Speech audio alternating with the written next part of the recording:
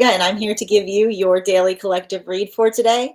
We are going to get started today's daily collective read in the next few minutes, but the list is closed today. If you would like to get on the list for tomorrow, you'll be the first person read for. I'm also going to be honoring one card readings for any of my subscribers, or I'm also going to be offering personal readings to anybody who got on the list prior to this live beginning.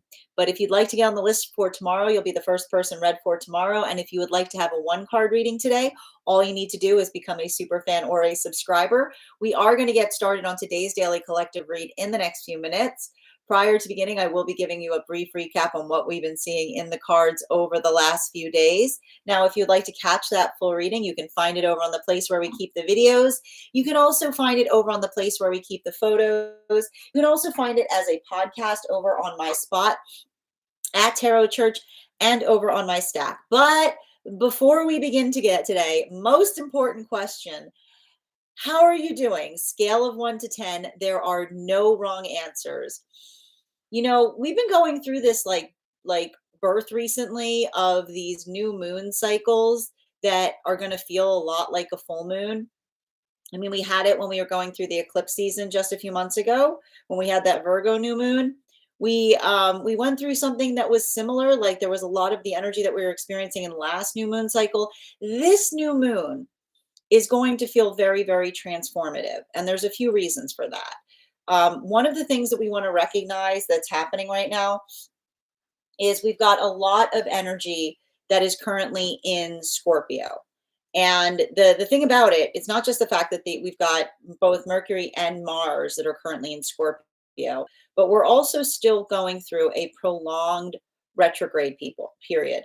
Now, the thing with the retrograde cycles, and the reason that this is feeling prolonged is there's many planets and planetary bodies that are currently all coinciding and being in retrograde right now. We've also got the fact that at around the same exact time, now, and this is what we're talking about in terms of like some confluence things happening with this particular new moon, which may be making it feel more intense.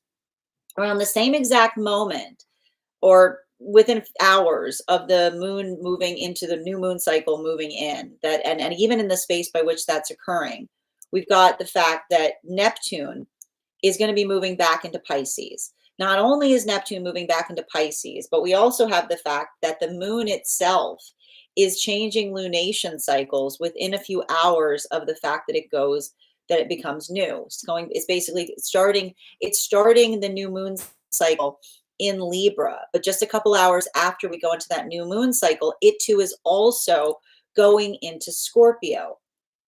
So it's talking, the conversation or the work that we're effectively doing right now is navigating fast change. It's working through the ability of being energetically adaptable. It allows for a lot of that context of being able to articulate and identify what it is that one is hoping to do, or what it is one is hoping to achieve better. There's positive ways to work with this moon cycle. I've been writing about it, and I'll be launching that and releasing that later this evening. I'll be having a mystic meditation article that kind of guides you through some things to take into consideration as we go through this new lunar cycle. But you know, the thing about it, and I need to stress this, is if you are someone that does not work through the modality of change well, this can feel very triggering. We've been reading for the fact that this is like also the type of energy that feels like projection central. Now, when we're working through the context or the concept of change, the work that we do on ourselves, it's the change that we effectively embrace that allows for the possibility of understanding things in a deeper way. But when we're not as adaptable or as amenable to change, we can often create the space of projection. Now, this is having a deep impact depending on where one finds oneself on the frequency cycles. And I got to tell you, I'm just going to be honest, like the energy I've been reading into, this has been some of the most complicated readings that I've been giving in the period of doing this. And because we're also at the same time that we're experiencing all of this scorpionic energy on top of the retrograde cycle during Libra season, we're also working through moon lessons. And moon lessons effectively are working through the context or the concept of nuance. That's why every time I read right now for the energy in separation, I'm basically getting almost like 3 different phases in separation. And they're very, very different. But, and this is the unifying factor in all of that work, It has to do in the observation of being able to recognize and identify change. Now, I do see some pockets of healing that are occurring in these modalities and occurring in these experiences.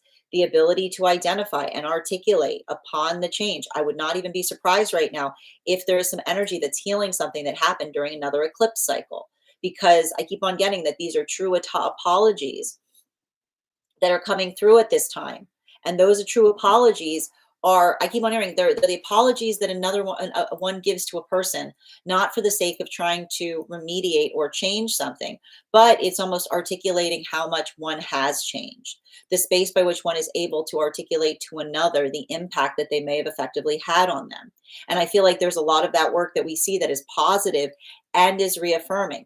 It's providing a lot of catharsis for those on journeys, particularly and especially as it relates to hard choices that may have been made in the past. Because if these are situations where someone was doing something that they knew was best, but it felt like a hard choice, having that modality of seeing another transform that's able to articulate and amplify the identification of the work, not feeling wasted, there may be a lot of that space that feels like it is affirming another person's energetic journey. At the same time that I'm reading for that, I am also seeing situations or circumstances where there may be some very sealed separations that are occurring. And why are we effectively seeing sealed separations?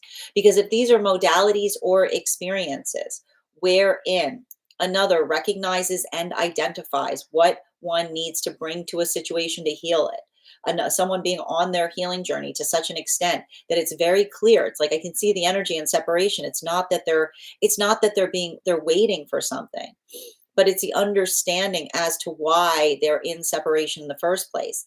And another person returns back to the self, not necessarily in the space of being able to have a transformative conversation, but almost checking, like building into that space of checking another or assessing as to whether another feels emotional. I can see that this may bring a lot of feelings to the surface, a lot of emotionality, but the emotionality is effectively reaffirming the energetic direction that someone is moving away from something, because it's the conversation that says a healthy relationship does not require us to disassociate in the process of being within it. It doesn't require the space by which we nullify our emotions, particularly if we feel energetic triggers around things that we hold standards upon. And so, for a lot of the energy doing this work, the identification point of potentially going into that soul searching or that deep diving to recognize and identify what we're trying to heal from, which is the trigger that is in a weird place based upon past trauma, versus the trigger that we hold firm on, that we carry forward with the self. I keep on hearing that this is a lot of the energy that feels reaffirmed in their triggers. That's what we can expect. And we've got a lot of this energy that's been retrograding out in Aries. Now, this brings us to the new relationships that are forming right now. And the thing about these new relationships is, and I keep on comparing them to the last relationship cycle, because the last relationship cycle that we were looking into were those temperance relationships. Those were the relationships that were coming together between the time of Uranus going retrograde up until the time of Mercury and Venus station, I mean up until the time of the solstice period this summer. Those relationships were like peas in a pod. The similarity and the ability to build into strong foundation was never stronger. These new relationships that are coming together right now, they're on guard with each other. They're I keep wondering, they're guarded relationships. They're coming towards each other very carefully, because I keep on seeing that these are energies or relationships where they have been hurt before by another person not having done their shadow work effectively. And what is effectively identified when we haven't done our shadow work effectively? That space by which we project outwards, or the space by which everything's moving in accordance to a manifestation goal, except at the modality by which we're about to move towards it, another person pulls away from it. I keep on seeing that for a lot of the energy right now, just being able to hear or articulate upon the desired manifestation isn't enough. They're doing that hard work to recognize and identify whether another is in alignment with the manifestation goal that they're articulating. And this could even be a lot of, I keep on hearing every time I read for this energy right now, there's something very significant, and I'm not surprised to see this, given the fact that Neptune and Saturn have both moved back into Pisces, that in order to go forwards, they need to go backwards. They need to build upon the understanding of the history that led them to find one another. And I keep on hearing, by understanding that history, they're feeling reaffirmed in relationality to the manifestation goal that they're articulating to one another. Now, this brings us to those temperance relationships that were coming together, as I mentioned, between the time of Uranus going retrograde up until the time of Mercury and Venus stationing direct behind Neptune. Apologies, up until the time of the solstice period. Now, for a lot of these relationships right now, I got to tell you, this is a very expansive time, but it may be feeling very energetically triggering, because everything I keep on seeing in those relationships is not the fact that it wasn't the fact that they weren't telling each other about the past, but these temperance relationships have been through some stuff, is all I keep on seeing. There is some real trauma that those temperance partnerships had gone through prior to meeting counterpart. And I keep on seeing the space by which they did not articulate upon the full expanse of something that they went through is not due to the fact that they weren't trying to be honest with one another, but they did not want to center a trauma in the course of coming to know from someone in the space by which they've already gotten through it or already gotten over it. But this is why we see that if this is the energy that's bringing a bit more of that articulation about the past forward, the ability to expand upon and expound upon something in more detail in order to build or deepen into the security of those partnerships, I keep on seeing that a lot of those energies are working through navigating the hurdles or difficulties of navigating Neptunic lessons. And Neptune lessons basically say, if something's in the past and you touch it, it becomes the present, right? So for a lot of these energies, these are particularly situations where they're building into a lot of volatility on something that may have already happened to counterpart. And not only did it happen to counterpart's already over it. They're already recovered from it. They're already healed from it. And that's why I see that for a lot of the energy, being able to build into the space of understanding that the way that we choose to carry something is the way that we preserve and protect another's sanctuary. I keep on seeing that to a certain extent, they're almost sanctifying the relationships because they're holding reverence for the counterpart's healing journey.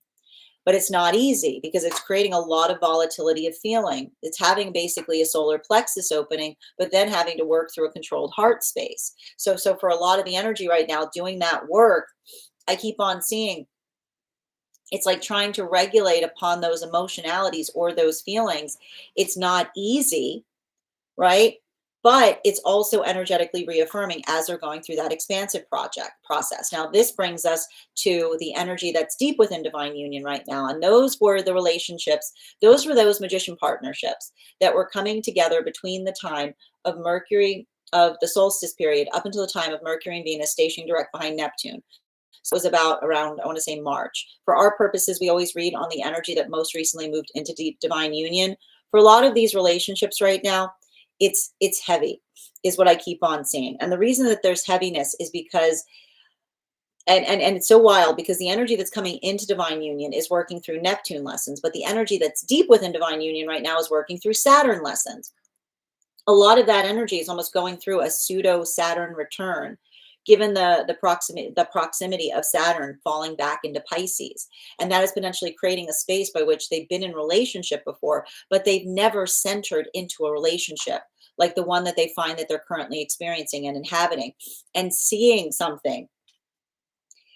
relationship outside of partnership be affected by that change.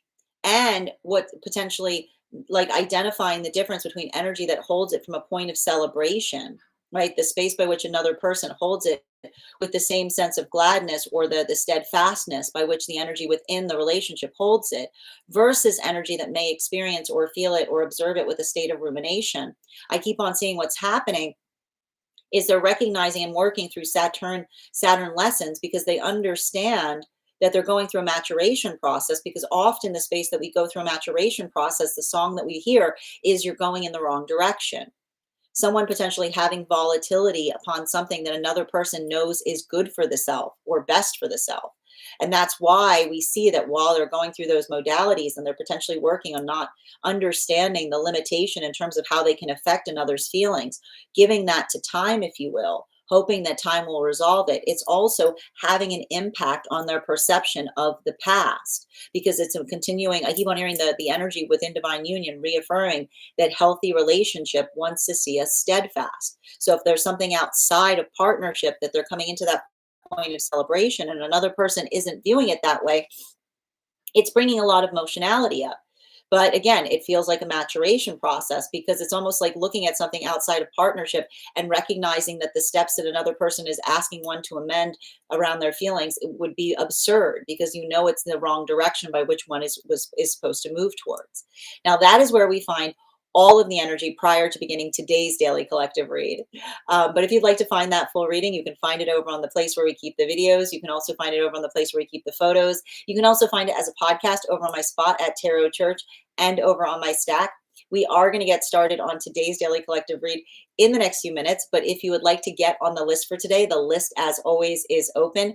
As always, it is 3 cards for a donation of $29 or more, 4 cards for a donation of $23 or more for my subscribers. The list is actually closed today, but if you get on the list, you will be the first person read for tomorrow. Anybody who is currently on the list for today, your reading will be honored. If you are on the hold list and would like to be added to the list, please let me know.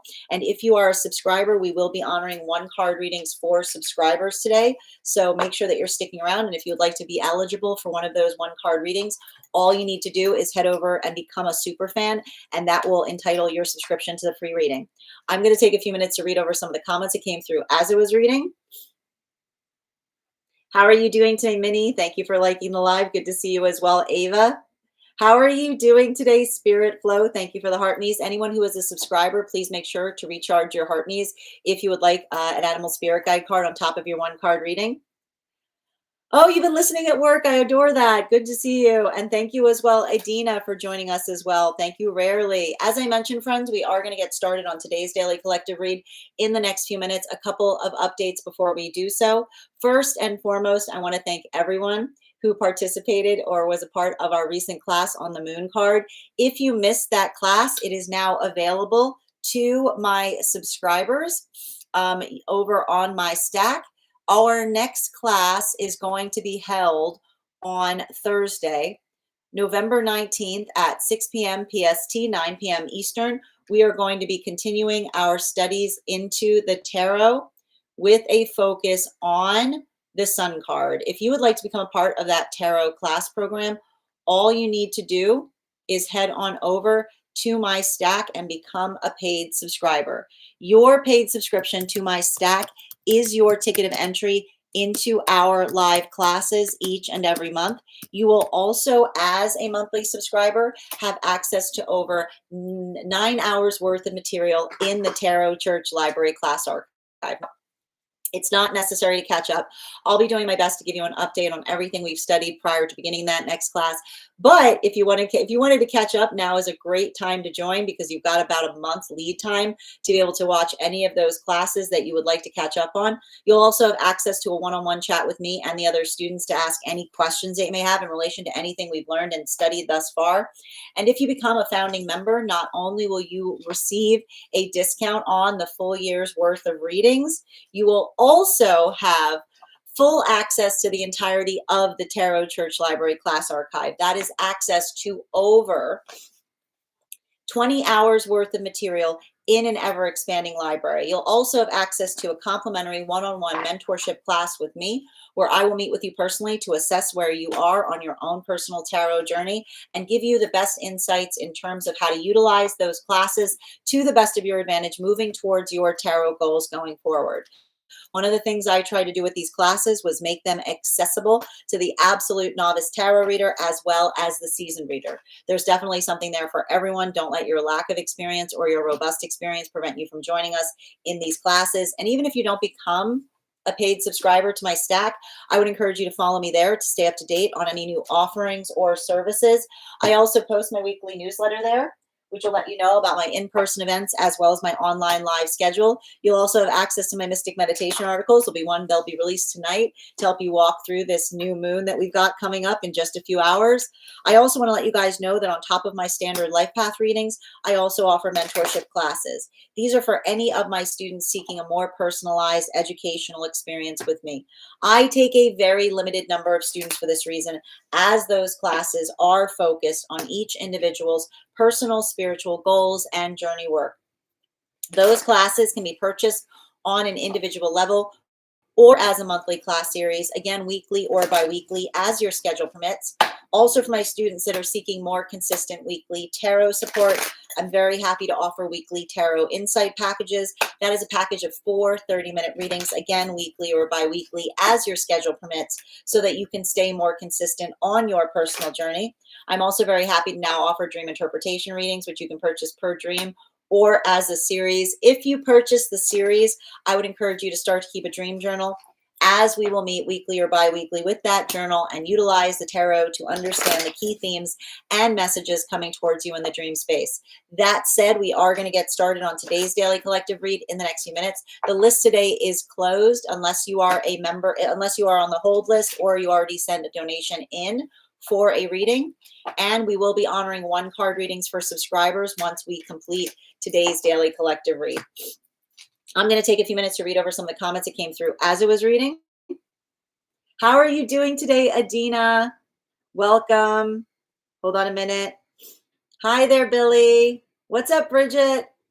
Hi there, Minnie. Thank you for the likes. Always appreciate when you guys like the live. And Ava, I've got you on the list for today. You'll be the first person read for. If anybody wants to be the first person for tomorrow, you can get on the list today and you'll be the first person read for tomorrow. And getting on the list for tomorrow today will always entitle you to an additional card in your reading. Good afternoon, Minnie. How you doing today, Colleen?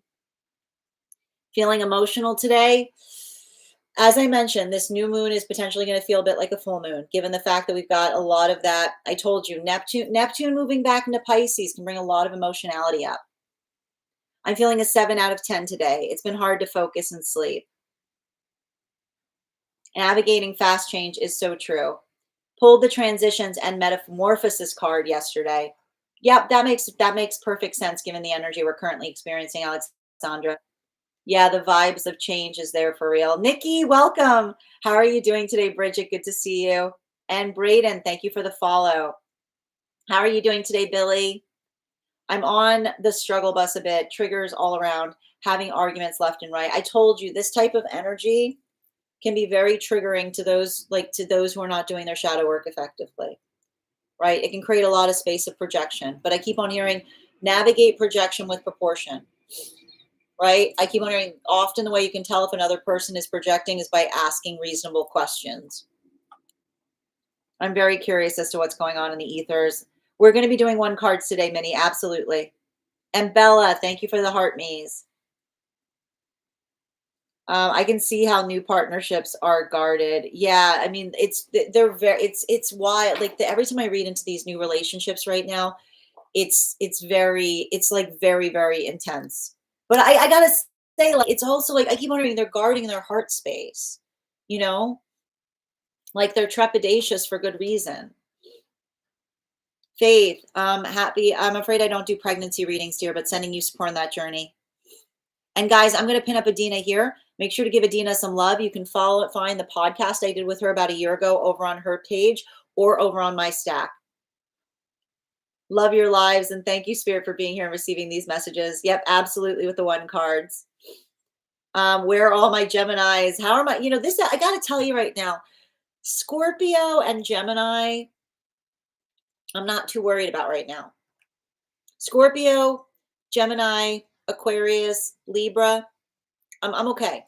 Like those, I feel like those are the energies that are going to be like navigating this a little bit easier. This type of energy for like Virgo, Aquarius, it can be a little bit, rougher, you know? This transition feels like get on the train, get on. I get what you mean, Alexandra. All right, friends, as I mentioned, we are going to get started on today's daily collective in just a few minutes. If you guys could do me a favor and share this live, I would appreciate it. Make sure anyone who would like to catch this reading live is here to receive it. That said, before we get started, let's warm up our intuition muscles with an intuition check. I've got the animal spirit guide card here. We're going to count back from 10. And when we get to 1, I will reveal the card. 10, 9, 8, 7, 6, 5, 4, 3, 2, 1. The swan. Who got the goose? I mean, I can see it. All right, friends. And as I mentioned, the list is closed today. We will be honoring one card subscribers though. So if you are a subscriber who would like a one card, make sure that you're sticking around. If you would like to become a subscriber to receive a one card, all you need to do is become a super fan, and that will make you eligible for one card as well. Taurus.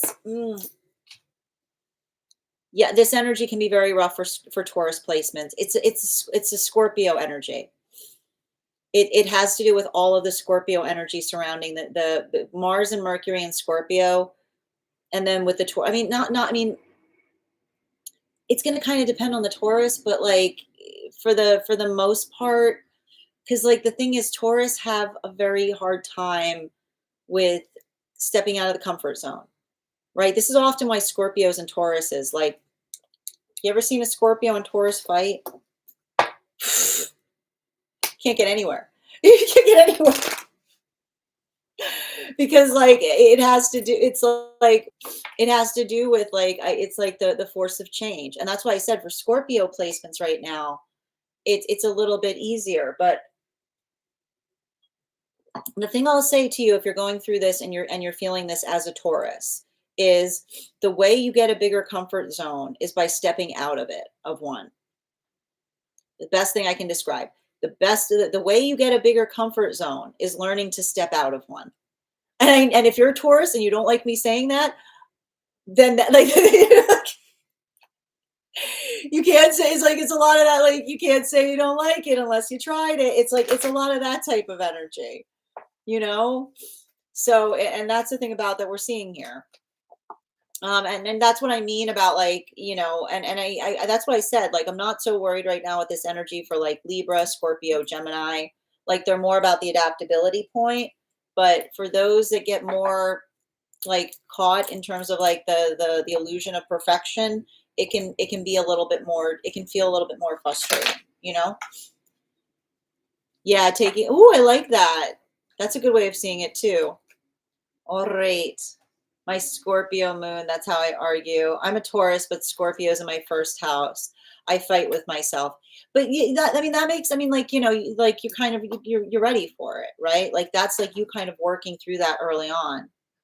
This bull seems stressed out by the season. Understood. And Billy, thank you for those gifts.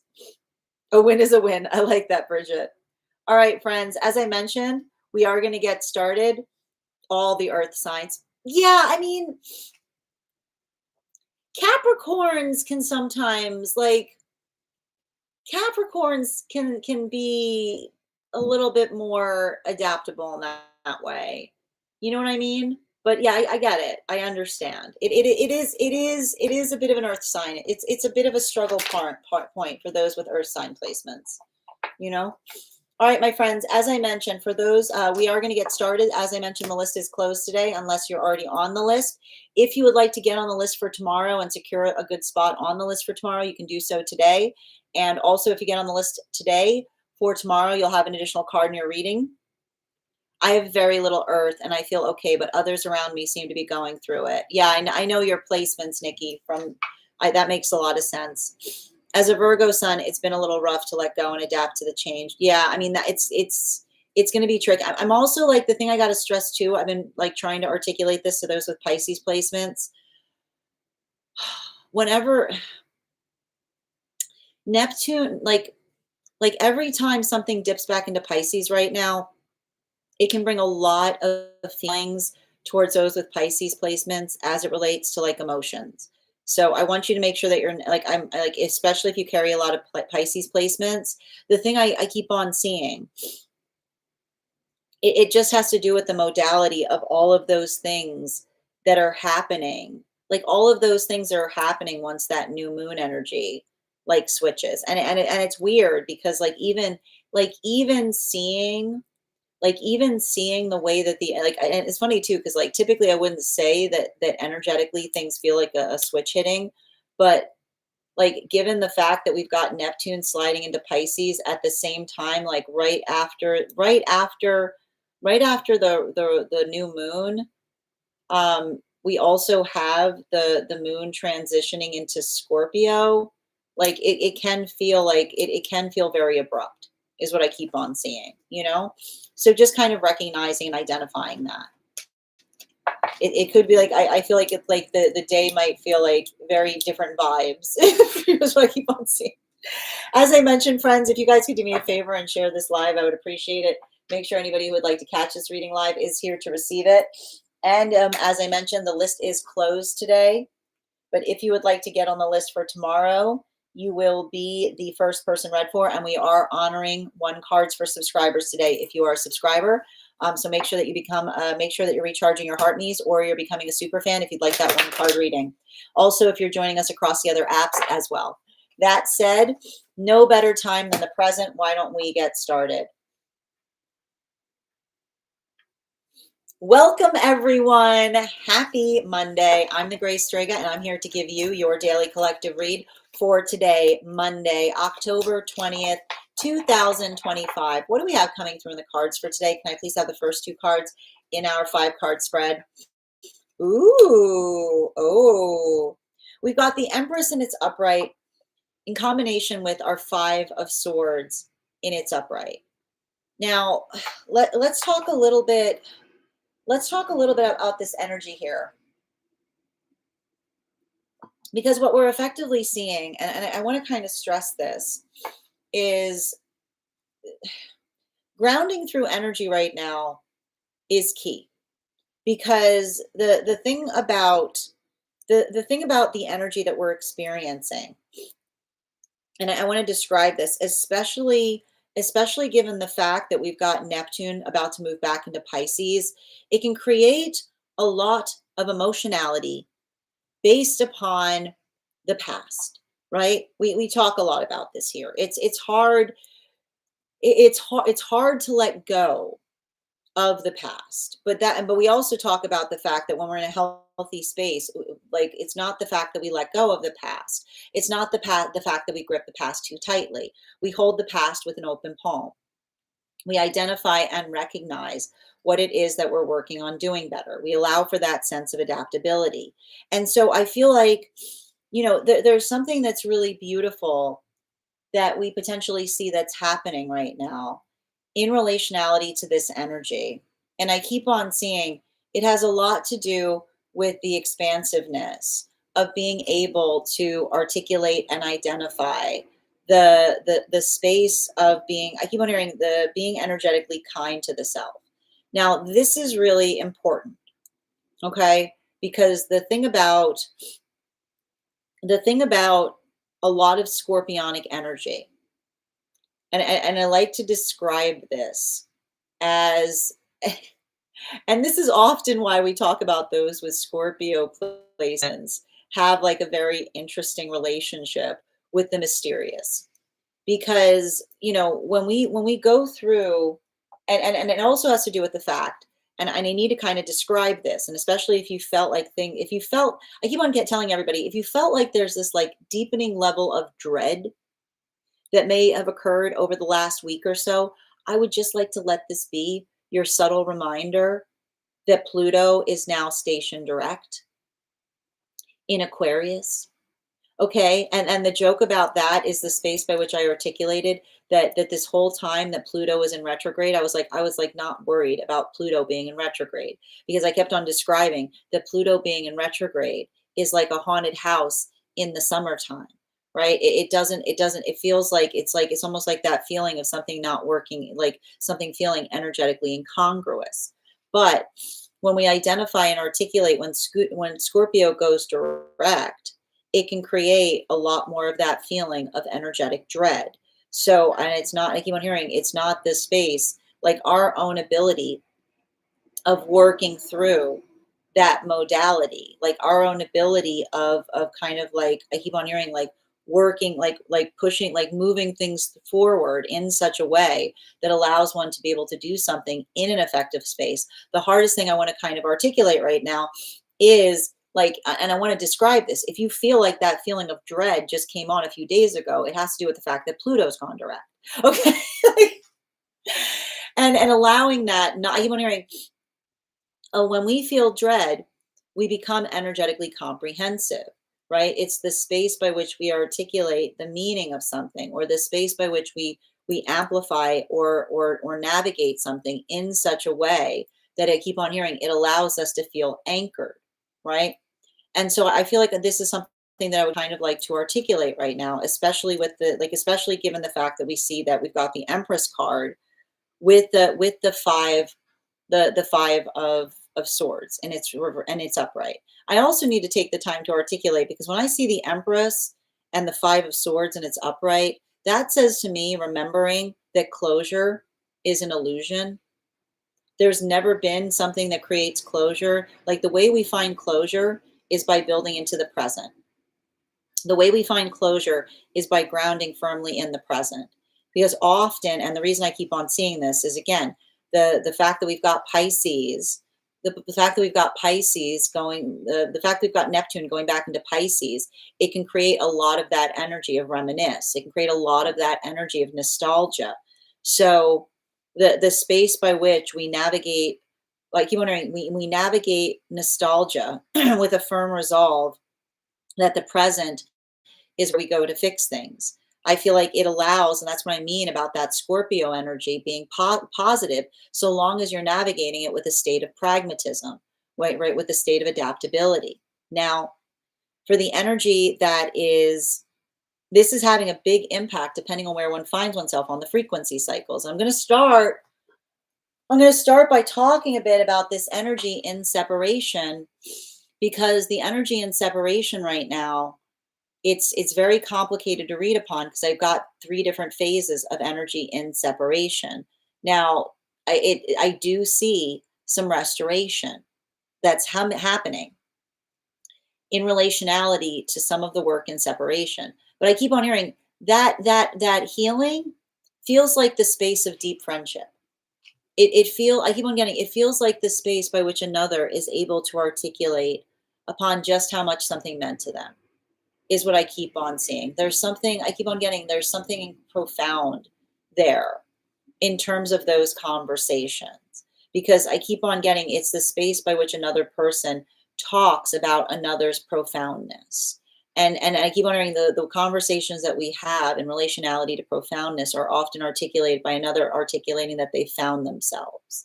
And when I keep on hearing, often the space by which we find ourselves, we amplify or articulate, like, what it is that we've been working on doing in a better way, or how we've been working to change something.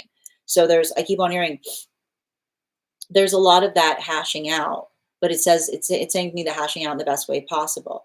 Now, this brings us to the spaces of the energy right now working through the sealed separation. Now, the reason I keep on seeing that for a lot of those energies working through the sealed separation, it's the affirmation and knowing that it's going in the right direction. Because I keep on getting, if these are energies that have been in separation, and in the time that they've been in separation, they've been thinking upon the things that they've been emotional for in, and they've been finding that validation of the self. They've been coming into the space of honoring the self. Then those modalities, I keep wondering, it's not enough for someone just to come back. It's a healthy manifestation isn't about someone coming back. It's coming back transformed. It's another person being able to articulate and identify what has changed. And that's why I keep on seeing, if these are situations where this retrograde cycle's bringing back situations from the past that haven't changed, it's the lack of change that is reaffirming the energetic commitment in relationality to the direction that someone's moving in. And I keep on hearing, there's a lot of feelings potentially coming up. There's a lot of that emotionality. There's a lot of that force of intention potentially feeling energetically triggered. I keep on hearing being triggered by a lack of another person's changing, is what I keep on getting. But I also see, like, that is the space by which the energy just reaffirms the energetic commitment in relationality to the manifestation goal that they are working towards. Now, this brings us to the energy that is building into relationship right now in separation. And wow, look at these cards right now. We've got the Five of Swords with the Six of Swords, confirmation. Something very funny is happening right now to the energy that is building into relationship. Their manifestation goals feel like they match too much, is what I keep on seeing. I told you, these are moon partnerships coming together. So they're navigating each other with a healthy sense of cynicism. So they're seeing that similarity or that energetic kinship in relationality to a mutual manifestation goal, and they're feeling the validation of it by going into one another's history. I told you, in order to go forwards, they have to go backwards, right? The ability to speak upon the past that reaffirms how they found one another is how this energy is anchoring into new partnership. Now, talking towards those temperance relationships that are moving into divine union right now, and for our purposes, remembering those were the relationships that were coming together between the time of Uranus going retrograde up until the time of the solstice period. 2 cards, please. This death card was bottom of the deck in our recent read, as well as the 5 of Cups in its upright. A lot of 5 energy already on the table. And the thing about the 5 energy, 5 energy is volatile. Like I got to tell you, like the thing with 5s across the spreads, whenever we see 5s in tarot, like it's not I'm never like, oh goody, a 5. It's like it can often talk about the energetic frustration, but I also like to point out 5 is a number of refinement, right? It's when we recognize that things are less than ideal that we're able to identify and come upon a new ideal. And the thing that we saw that I need to stress that was very impressive about our recent read, and if you want to see it, you can actually go back to the stack. You'll find it up there because I post the photo, is that we had a new 10. We had a new 10 that was effectively appearing that was in that read. And it was a combination of the 9 of swords with the ace card. Now, the thing about that is, it's like often the space by which we understand how we navigate towards a manifestation goal, right? Because, and it's a conversation, and I keep on, and this is what we work upon. The reason when we are working towards a manifestation goal, the reason that we can't be hard-headed about it is because when we're hard-headed, we don't see things, right? When we're hard-headed, or when we're in the space by which we're intense, like we're forcing our energetic intention into things, it doesn't allow something to blossom or to energetically flourish, right? And so the thing that we effectively see, and I feel like even in the space by which we understand, and I got to tell you, like we're going to go through this right now because this is a lot of that work that we were articulating in relationality to the energy that's coming into divine union right now. Those temperance relationships that we keep on seeing, the space by which the energy is working through it, I keep on getting that I keep on getting the observation of, how do I describe this? That I need to keep on I keep on looking for a word to describe the energy that we see is happening for the energy that is coming into divine union. Because for the energy that is coming into divine union, I keep on hearing they're going through an expansion point. They're going through that solar plexus awakening. But then in the space by which they're going through the solar plexus awakening, I keep on saying they're working to actively control the heart space.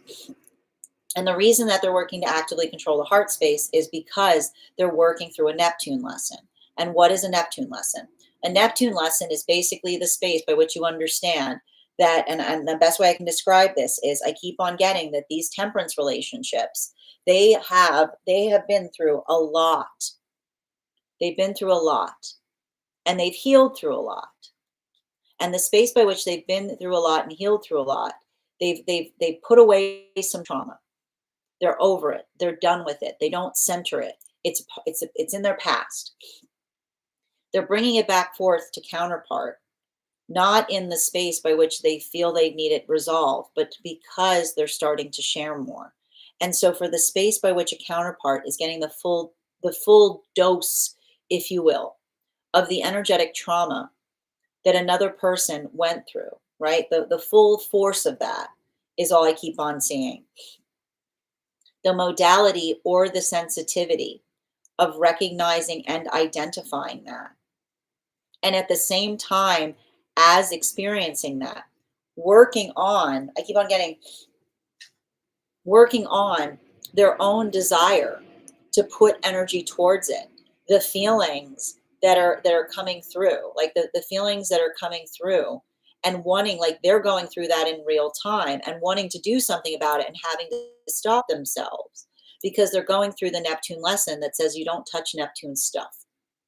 Because if you touch Neptune stuff, it becomes your stuff, right? The past does not stay the past. If you touch it, it becomes the present.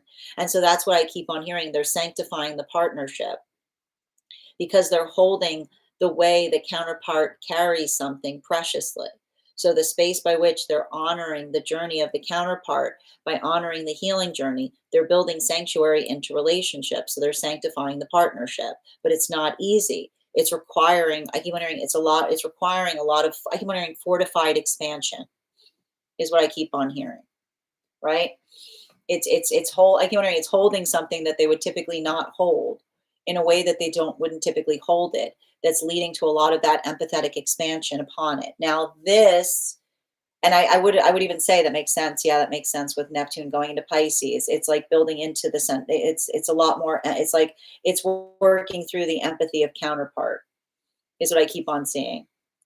Now, for the energy that is deep within divine union right now, and this is what I mean about the complication of these readings. They're going through Saturn lessons. These are those magician partnerships that were coming together between the time of the solstice up until the time of Mercury and Venus stationing direct behind Neptune. We've got 2 cards out already to clarify upon this. It's complicated. They're going through a fast awakening. They're going through a maturation process. They are growing up very quickly. And clarification, boom, yep, there it is. Clarification between our Empress card and our 5 of Swords, the Devil card in combination with the 3 of Swords in its upright. And the thing that we're seeing there, in relationality to that energy, oh, how do we describe this? The thing that we're seeing there in relationality to the energy has everything to do, I keep on seeing, something that's happening in the present outside of partnership is having a fundamental shift in terms of how someone in relationship is seeing a relationship outside of partnership is all I keep on hearing. And every time I read into this energy right now, the song of that maturation process, the song I just keep on hearing is healthy energy wants to see us steadfast. Healthy energy wants to see us steadfast, which is the space, I keep on getting, the space by which another recognizes and identifies or feels energetic stable in partnership. It is, I keep on hearing, when you see energy outside of relationship, not carrying it in that way, it's something I keep on hearing, it's painful to see, but better to see it. Right. And I keep on getting, like, for a lot of the energy, it's like I keep on hearing it's hard because the song you will hear when you're going through a maturation process is you're going in the wrong direction. I literally see some relationships right now where they have never centered into a partnership like the one that they're currently in. They've never felt better. And someone else outside of relationship has never been acting worse. And I keep on seeing that's very telling. It's very painful when one experiences that, because it's working through the amplification of feeling like one is maturing beyond a circumstance or situation. Now, this brings us to the energy that is, again, moving into, like, in separation. Now, remember, and this is what was wild about it, because remember how I said that for some of those energies working through those Saturn lessons, they're not touching something. They're giving something time. I feel like I literally, like, I almost see some energy hoping, like they're giving someone the gift. I keep wondering, they're giving someone the gift of proximity, and at the same time, they're hoping that Saturn can take care of that, which is the space by which, again, when you're going through a maturation process, you can't affect the way another person feels, but you hope the day comes that they themselves go through a maturation process so that they too can understand. And what's wild about this is the energy in separation, one of the phases that we're currently seeing. Some of those energies in separation are receiving apologies of that nature, clarification, 5 of Swords, 6 of Swords in its upright. One card to clarify. Yeah, look at this. Look at that I owe you an apology energy. See that? This is what I meant. And I keep on hearing, and I got to describe this. For some of the energy in separation, all 3 of these things may be happening at once. All 3 of these things may be happening at once. I see some energy right now that may be working through the space by which they're building upon healing, having someone come towards them and articulating upon the fact that they owe them an energetic apology, being able to identify or articulate upon something, talking about how much they've changed, talking about potentially the ability to see something that they couldn't see before in the space by which their judgment was clouded. And I keep on hearing it's almost like the space by which another person, like I keep on hearing it's like another person talking upon the past distortions of the self. Now, this brings us to, and I keep on hearing for a lot of those situations, I don't even see somebody doing that for the sake of trying to heal a relationship. I see someone doing that for another because they feel like they owe it to them. Like that is the level. Like I don't know what this is I'm seeing, but that is the level of mortification I see that another person may be going through in relationality to their own healing journey, right? Like I almost feel like I see this. It's like I keep on hearing it is like the exhalation of it is like the exhalation of an apology, hoping to be energetically free of something. Because I keep on hearing this energy saying, I'm not articulating this for the sake of being able to fix it. I want you to understand the full heft of that journey, is what I keep on seeing. Like I don't know why I'm reading, I'm hearing energetic conversations with some energy and separation, like articulating to another person, almost articulating upon the fact that they've healed so much that something that they used to, like something that they energetically used to hold feels unconscionable, is what I keep on getting. Like that's what I mean in relationality to like that space of healing. Now at the same time that is occurring, right? And I keep on seeing in those pathworks or those spaces, there I keep on getting there's something lovely happening, because I keep on hearing somebody's giving that to another to help another feel energetically affirmed on their journey. It's like a lot of this I keep on hearing. It's like, this is yours. Now, for the energy that is coming, like the energy that is building into the closing out of an energetic cycle, everything I keep on seeing in relationality to the closing of that energetic cycle has a lot to do with the opposite of that occurring. Remember how I said the unifying factor right now for all the energy and separation has to do with the impact or the import or the power of transformation. And so I keep on seeing that for a lot of this energy in separation, I keep on getting that there's some of this energy that is not getting that in separation. They're getting someone coming back to check if someone still feels emotional about something. You know, like, oh, are you still in your feels about that? I keep on hearing the dismissiveness. I keep on hearing the dismissiveness of not respecting a healthy trigger, is what I keep on hearing. The dismissiveness of not respecting a healthy trigger is what is potentially, like I keep on hearing, is what's potentially like creating a point of, I keep on hearing creating a point of closure. Because I keep on hearing, remembering that trauma builds triggers in weird places. But this is also, I keep on hearing, this is also why we don't lash out at each other. This is also why we don't, I keep on hearing, this is also why we don't energetically snap. Because when we energetically snap, it indicates a trauma that's in like a trauma that is in a trigger that's in a weird place. And this is why we see that we work to heal this. Because I keep on hearing, when we have traumas in weird places and we get energetically triggered, then, and this is why we talk about the work to heal, because the observation of feeling triggered, to be able to articulate the fact that we feel triggered, but not allowing the activation of the trigger itself, like that allows us to be energetically reaffirmed. And this is what I keep on seeing here. Like, and it's a continuation of this. There is a disambiguation that's happening right now for some energy and separation between one person looking at someone and feeling like they're emotional, and another person looking at something and recognizing that they're not emotional, that they're feeling triggered because of a standard by which they can articulate upon it. And so everything I keep on seeing there, it's frustrating.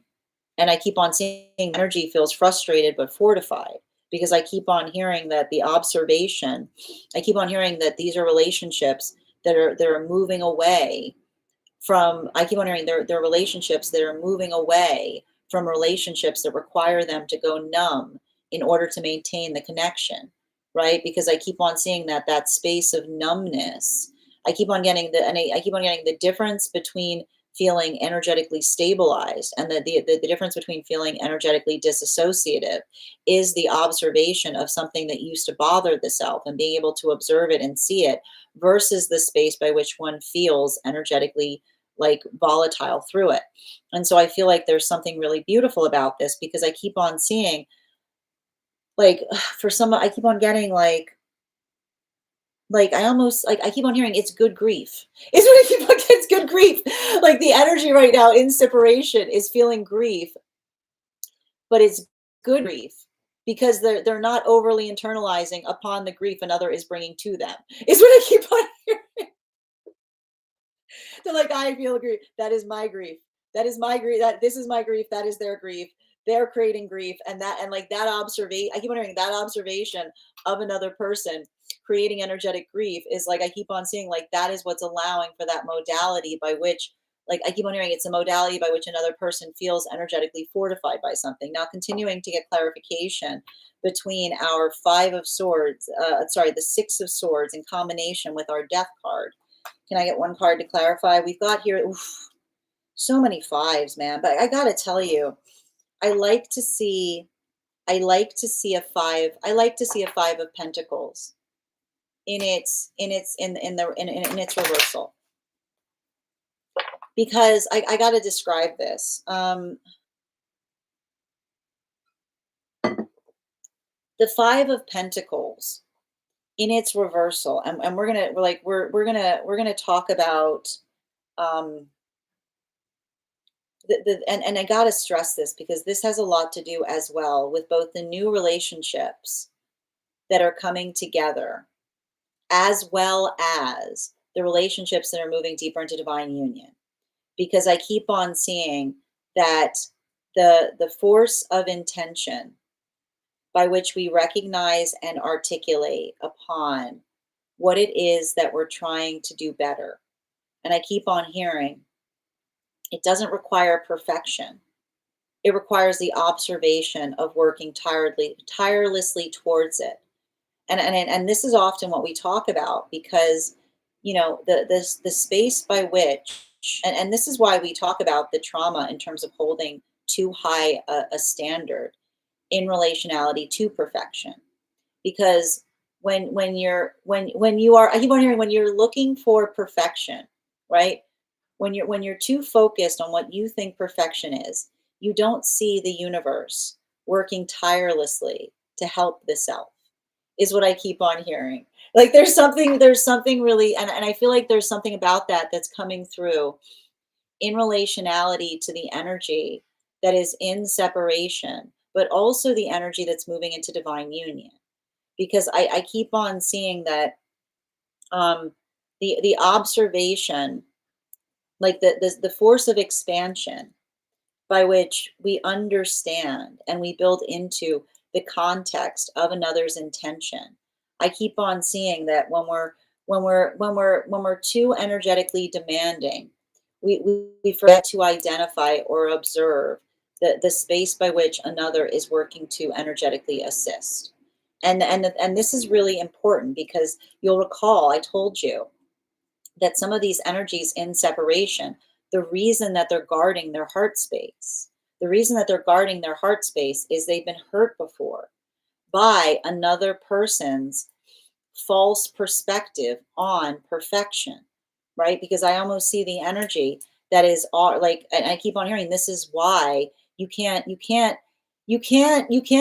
hearing you can't be whole, like you can't feel like you're perfect as you're moving towards a manifestation goal, right? Because you have to understand, like, moving towards a manifestation goal is always the amplification and the articulation point of understanding and recognizing that there's always something more to learn, right? And often I keep on seeing, like, I keep on getting our energetic refusal, right? Often in those spaces, right? Like and that's what I keep on getting.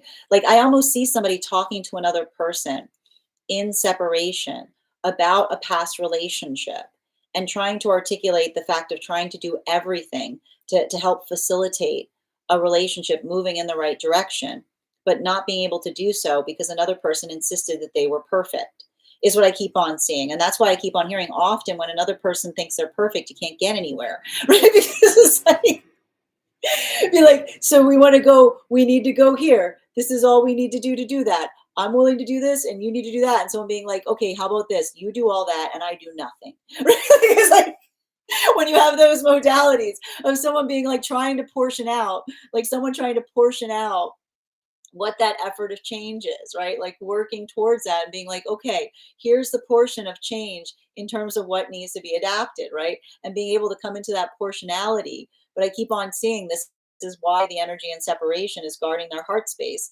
because they've been guarding their heart space upon the space by which another person was like, okay, cool, manifestation goal, we're going to start adapting. And another person being like, no.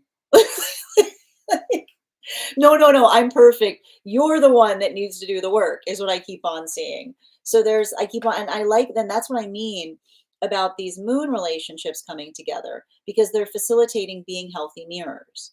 And I keep on getting the healthy mirror. The healthy mirror is the amplification or the articulation of being able to effectively, I keep on getting the space by which we understand that I keep wondering, it's not too much to ask if it's energetically reciprocal. And so I feel like there's almost like the space by which they're articulating upon that past with one another to see that history of energetic reciprocity. Now, this brings us to the energy. I keep on getting the energy that is, how do we describe this? The energy that's coming into divine union right now, those temperance relationships. The thing we were seeing with those temperance relationships, um, this is heavy. This is some heavy stuff, man. Like, this is some super heavy stuff that I'm seeing. And the reason I'm seeing that it's energetically heavy is because I keep on seeing this energy that wants to do something about something.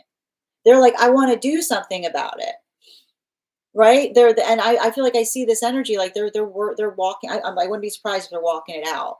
Like they're finding some place to channel it, because something about them getting the full picture of what counterpart had to go through, right? Like the full scope. I keep on hearing they're navigating the volatility of the full scope. Can I get clarification between our death card in combination with our 5 of Cups and its upright? And it's having a different impact on masculine and feminine energy, bearing in mind it's not based on gender, but what one feels most aligned to.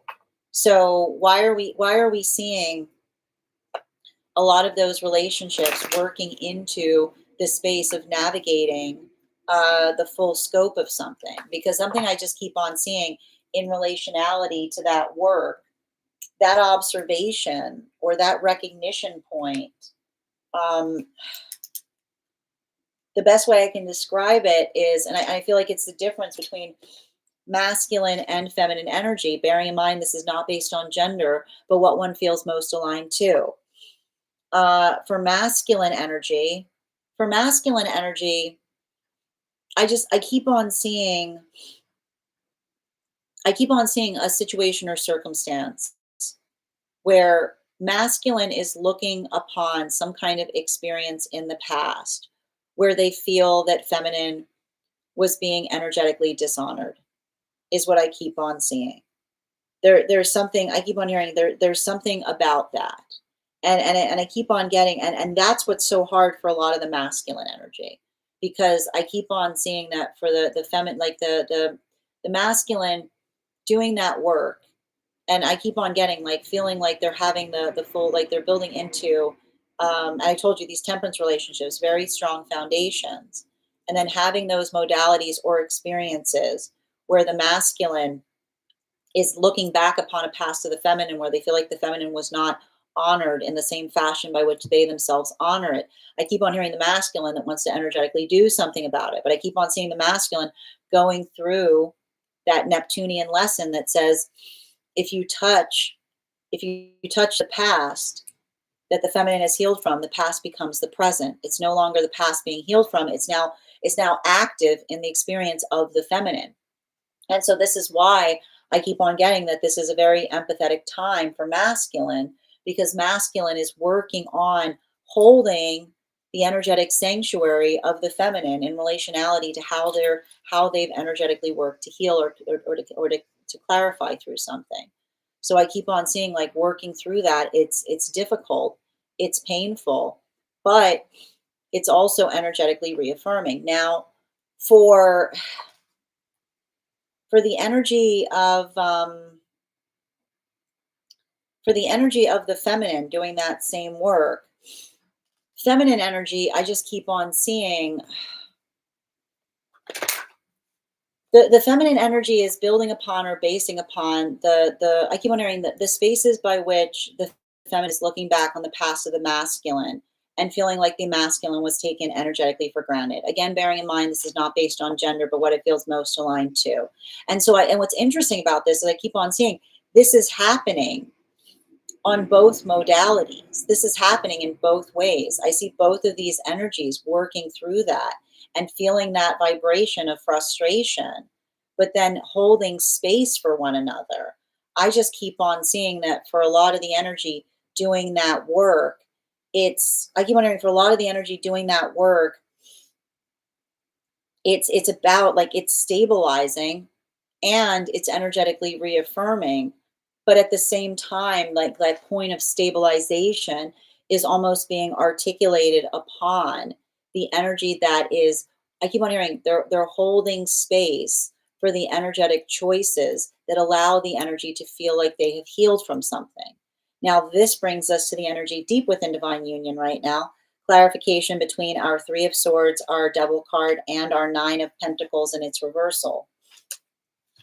We've got here the seven of pentacles in its upright. So let's talk a little bit about this seven of pentacles, because the thing I keep on seeing with the seven of pentacles right now, it has to do with building into the context of patience.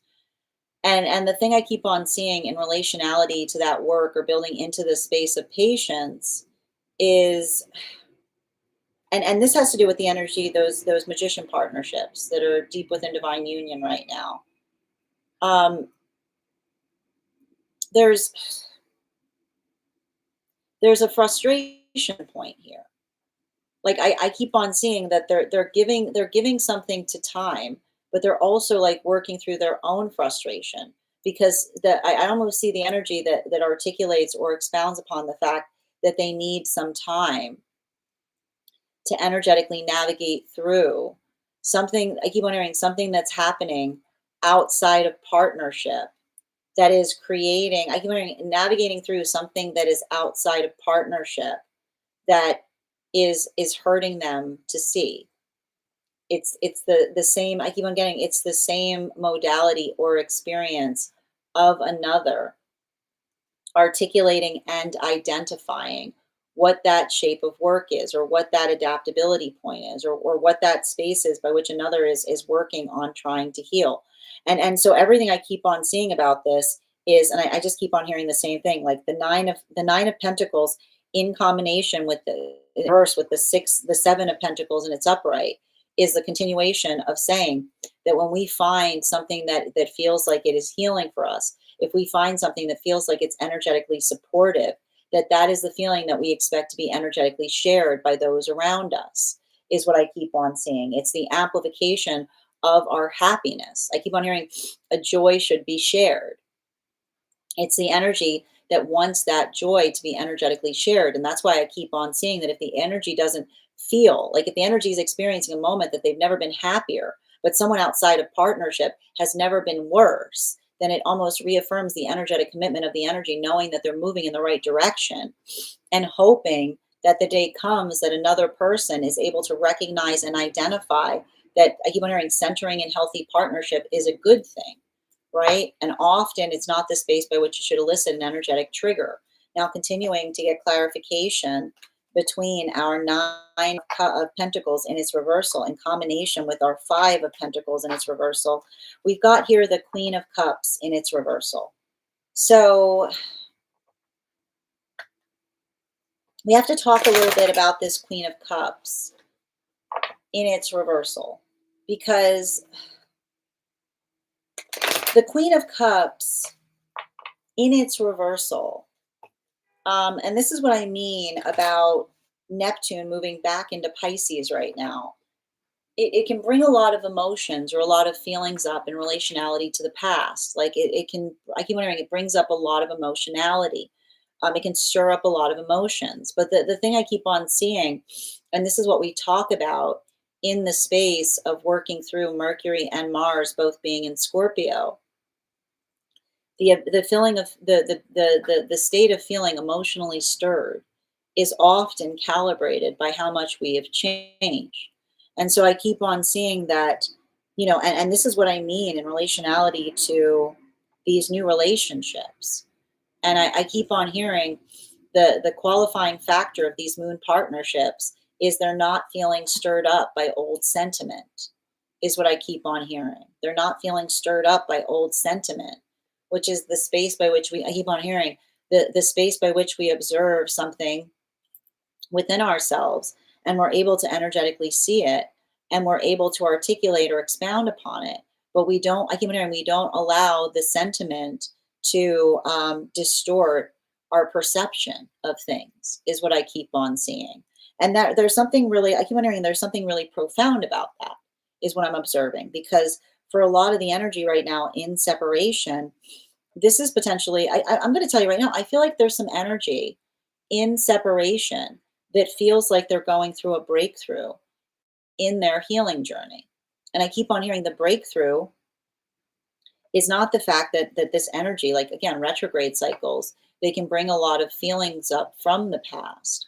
But I just keep on seeing the energy that feels something like it's like it's I keep on hearing the difference between sentiment not being confused with direction, is what I keep on hearing. Not confusing sentiment with direction. Because I keep on hearing sometimes things that we're sentimental upon, we lack direction on, right? And so there's something about that that's almost like, I keep on hearing like these energies in separation, they have really good direction sense because they can recognize and identify what feels energetically productive versus what feels like it energetically triggers them, particularly and especially because trauma builds triggers in weird places.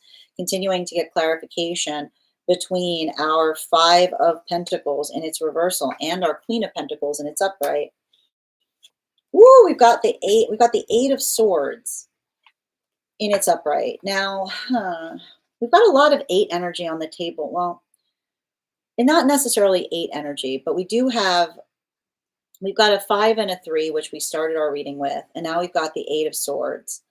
And I'm going to just like the three spaces I'm seeing here, like this is wild because the three spaces I'm seeing for the energy in separation right now, like this is articulating upon the three different modalities by which I see the energy that is coming, like either healing, building into like healthy, I keep wondering, building into healthy restorative situations, letting go of something that feels like it's emotionally triggering but not necessarily nourishing, versus being able to build into healthy partnership but with a healthy sense of cynicism, because we keep on seeing the six of pentacles that we have here is what we see, which feels productive, right?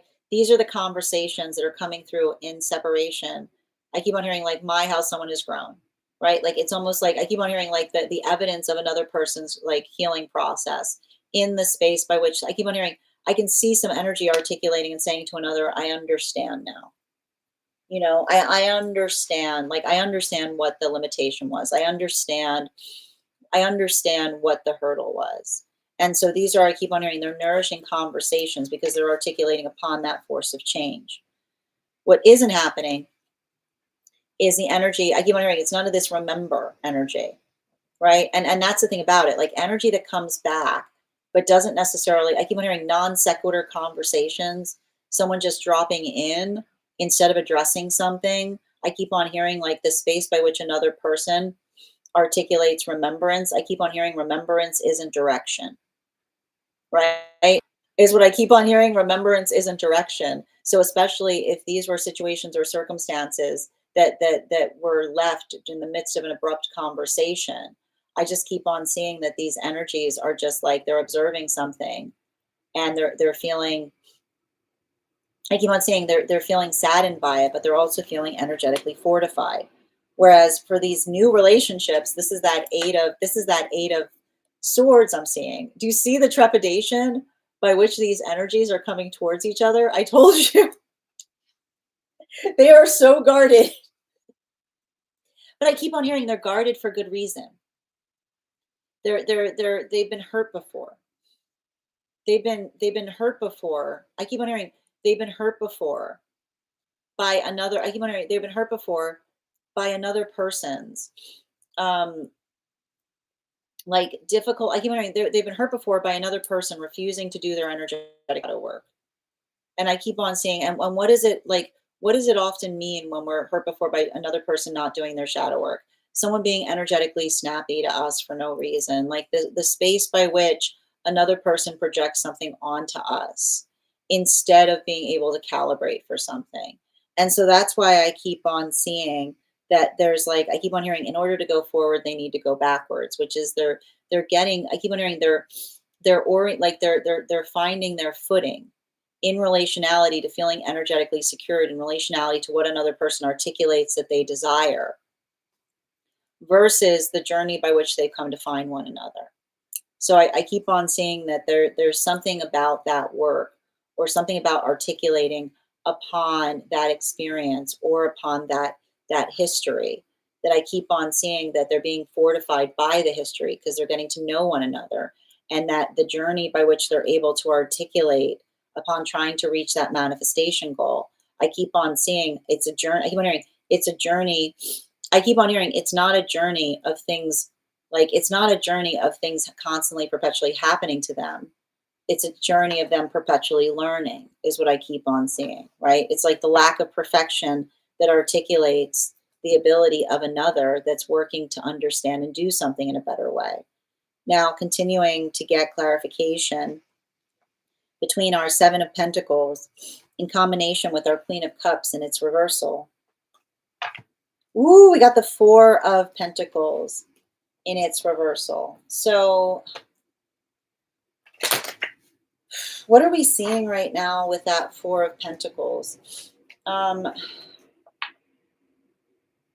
The Four of Pentacles in its reversal, and I need to talk about this because these temperance relationships right now, I keep on seeing they're going through it. There's potentially a lot of volatility here. And I keep on getting the volatility isn't directed towards counterpart. It's directed towards the energetic nonsense that was predicated upon the past that a counterpart had to go through, is what I keep on seeing. Right? Like I keep on getting they're getting the full effect of the full story. Or they're feeling a lot of the emotional there's a lot of emotionality that they're potentially experiencing as it relates to the history of the counterpart. And I keep on seeing that ability of navigating that or experiencing or working through that, I just keep on seeing there's a lot of emotionality there. There's a lot of depth of feeling, and I keep on hearing, and that's what I meant about this energy. Like I keep on hearing, that's what I keep on getting about this energy, building into like talking about the intensity of feeling or meaning that they have for one another. And I keep on seeing like that force of meaning is compounded. I keep wondering it's compounded upon like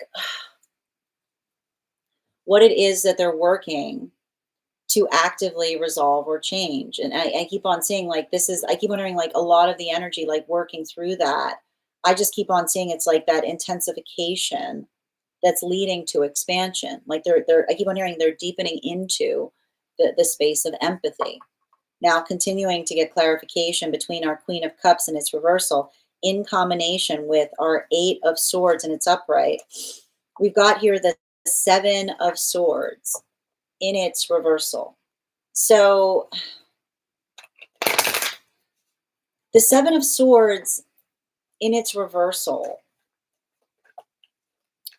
it's effectively, I keep on saying it's effectively working through.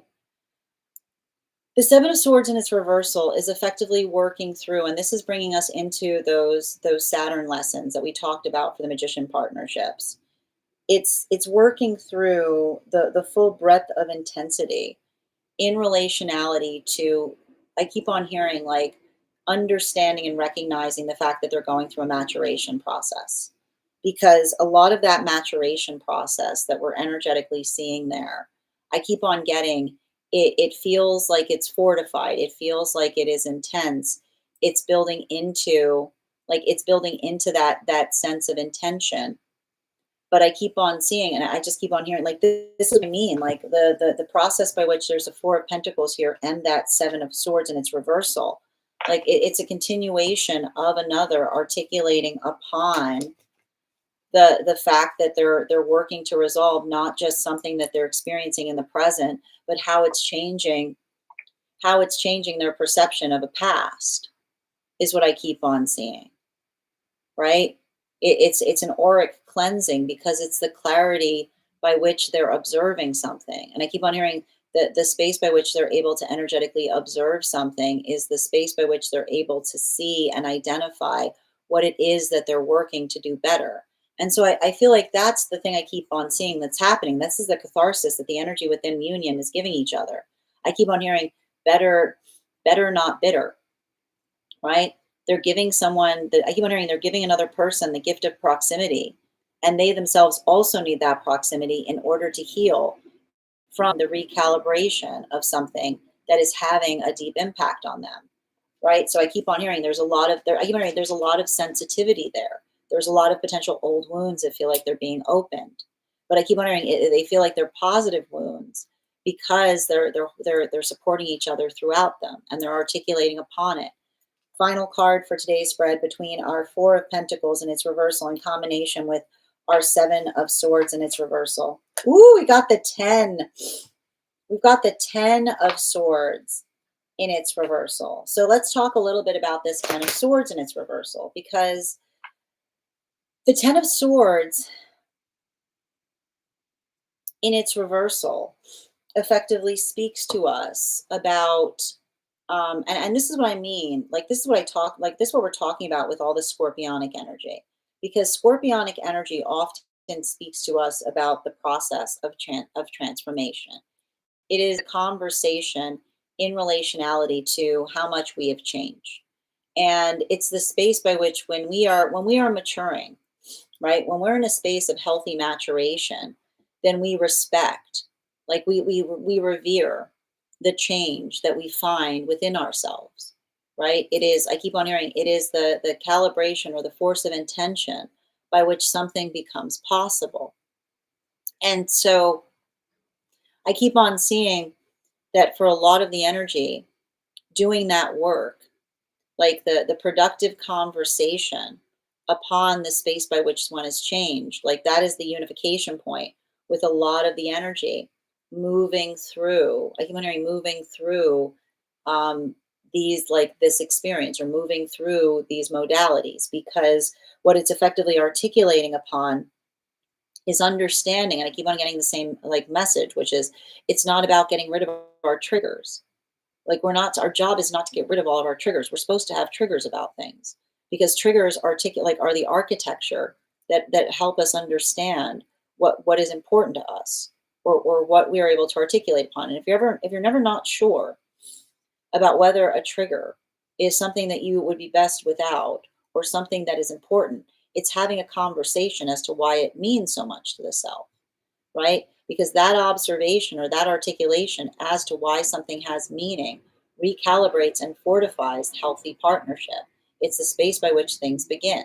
And when we honor those modalities, right, I keep wondering, we have those healthy conversations because they reaffirm our energetic commitment in relationality to what it is that we're working to do in the best way possible. And so everything I keep on seeing here, it's like navigating, and this is the problem, and this is why often we have a lot of energy in Scorpio and one has not been doing their shadow work effectively. It can also create a space of a lot of projections, right? It can create the space where it feels like things are very directed to the self. And I will stress this again. We've got Chiron and Eris that are both retrograding in close proximity to each other, which can often create the modalities of something coincidental happening and feeling like it's very energetically directed towards the self. So make sure that if you're navigating something like that, you're having a level of proportionality in relationality to what one is experiencing. Because the ability to articulate and observe, right, something that is effectively triggering to us versus something that is energetically innocuous is often built upon or based upon our own energetic observations. So I keep wondering, it takes a lot of work. It takes a lot of, it can take a lot, it can create a little bit of like, I feel like, especially given the fact that we're going through such a prolonged retrograde period, it can sometimes create, like I keep on hearing, like the distortion effect of feeling like everything is much harder than it needs to be, right? And then at the same time, right, we've got a lot of that change by which the things are changing, which are the things that you would prefer not to change, right? The change is not in the spaces by which you would ideally desire the change to be. But I keep on hearing, when we're feeling things are not moving in the direction that we aspire them to go in, and things are changing in the ways that we don't aspire them to change, we can ourselves identify and recognize what we're working to change within ourselves. We can embody the change that we hope to aspire and see in the world around us. Bottom of the deck on this reading, especially with the Page of Wands in its reversal, we identify with the Page of Wands in its reversal has to do with the space. Like this type of energy can bring up a lot of inner child wounds and create a lot of those modalities or those experiences where we feel energetically triggered, or we feel we work towards the unhealed inner child. And I keep wondering, the unhealed inner child is often best articulated by feeling like things are happening to us rather than things that we can do things about, is what I keep on seeing. And I want to say, like, the space by which we articulate and identify that work, I keep on seeing I keep wondering, it allows for that proportionality by which I keep wondering, we don't over internalize upon things, but also I keep on hearing, we don't over internalize upon others' projections in how we see us. Because it's the space by which I keep on hearing, when we are in a healthy space, we don't project, we ask questions, right? We don't articulate or amplify that force of insistence. We allow for the modality of experience by which we're able to do something more effectively. So everything I keep on seeing there, like I feel like it's giving me like I told you, like this type of energy and this new moon can be very beautiful, but it's like it's a beauty that is required in being able to honor the changes by which we're navigating and experiencing the world around us, right? So I feel like it's not just it's like embrace the change of the self and embrace the journey of the self. And also I keep on hearing, being respective of other people's healing journeys does not require one. I keep on hearing, it doesn't require one to be in the space by which, um, I keep on getting, it's a continuation of saying love is honoring each other's choices. And when we honor each other's choices, and I keep on hearing, the only time we don't honor each other's choices, or the space by which we feel that those energetic choices are not healthy to the self, is what I keep on hearing. So that I keep on hearing, and I keep wondering, if you're ever not sure about that, having that conversation in relationality to what is energetically healthy. And so I feel like that is the shape of a lot of the work that we're potentially seeing that's coming up right now. It's like I keep wondering, it's the question of the difference between what feels like it is nostalgic versus productive. And I keep on hearing, returning back to things isn't healthy. Building into the present is. And that's why I kept on getting the message that was saying, remember, closure is an illusion. We don't find closure by going back to things. We find closure by finding joy in the present. Closure is found here, not back there. And I keep on saying, but sometimes the emotions don't know that, especially when they're feeling triggered and they want to go back to things instead of building into the context of where we find ourselves. So just make sure that you're working on that. And if you're feeling like this right now, make sure that you're firmly grounding. That is our daily collective read for today. I want to thank you guys so much for being here and experiencing it. Just a reminder, if you'd like to book a private reading with me, it is a two-step process. You have to book the reading, you have to pay for the reading. Please make sure you do both if you'd like to have that reading. Please also remember that I will never, ever, ever, ever, ever, ever, ever, ever, ever reach out to you for a private reading. I will never DM you. I will never PM you.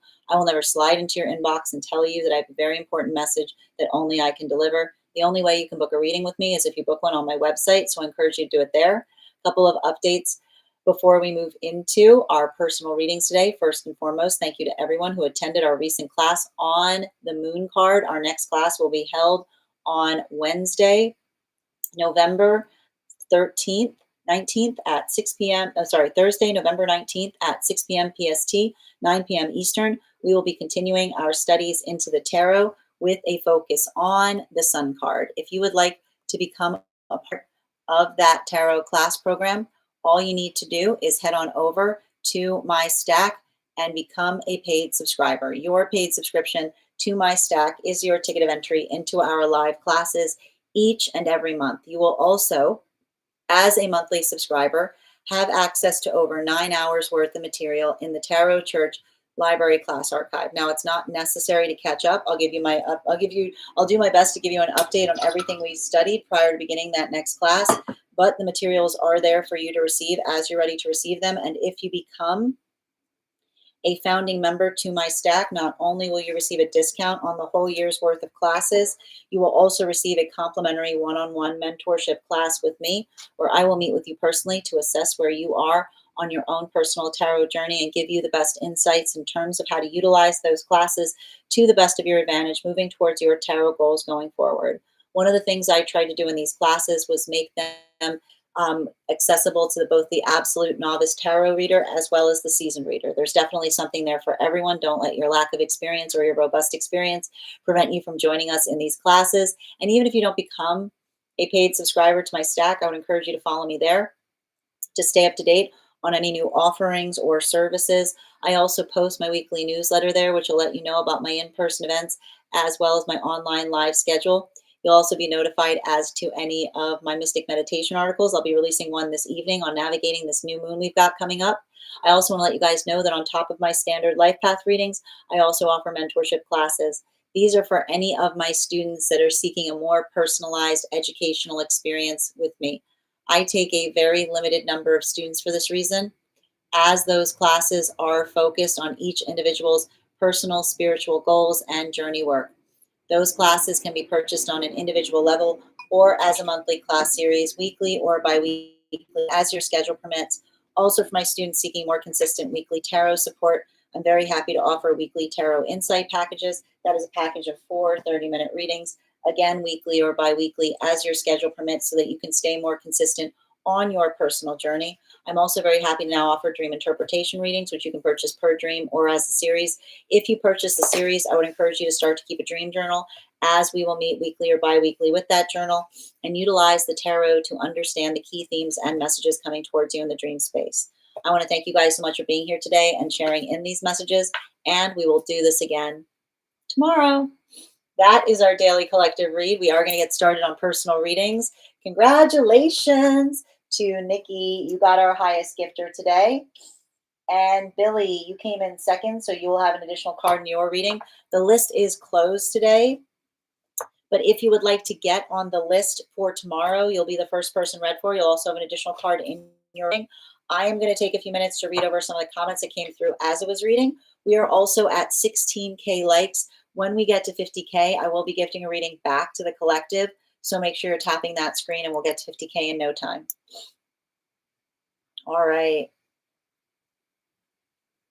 And thank you as well. It just feels heavy. As a Pisces, can you please pray for me? I know, listen, for Pisces placements right now, the thing I need to tell you is when Neptune moves back into Pisces, it can trigger a lot of abandonment wounds coming back up.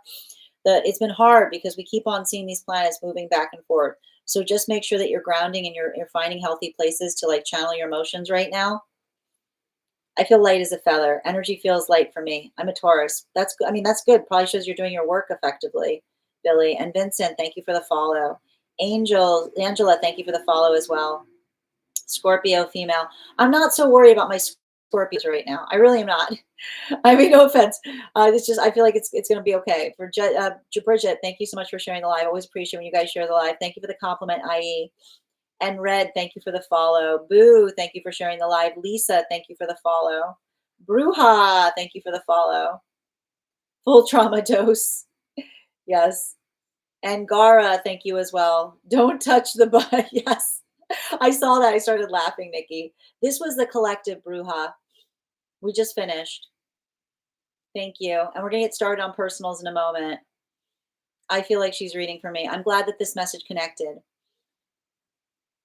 That makes sense. Am I just noticing Strega on your arm? Oh, yeah. She's been there this whole time. What's a maturation process?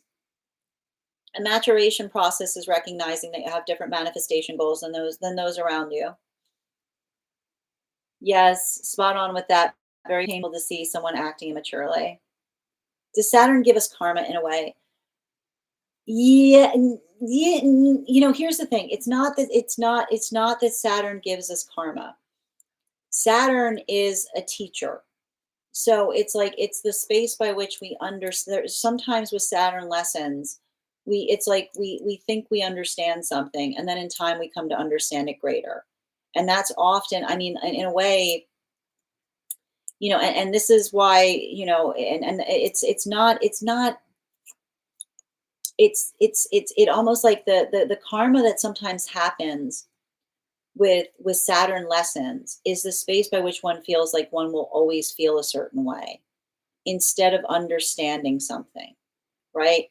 Often, like the karma we often receive from Saturn can often be indicative when we're too much in the space of our ego, if that makes sense.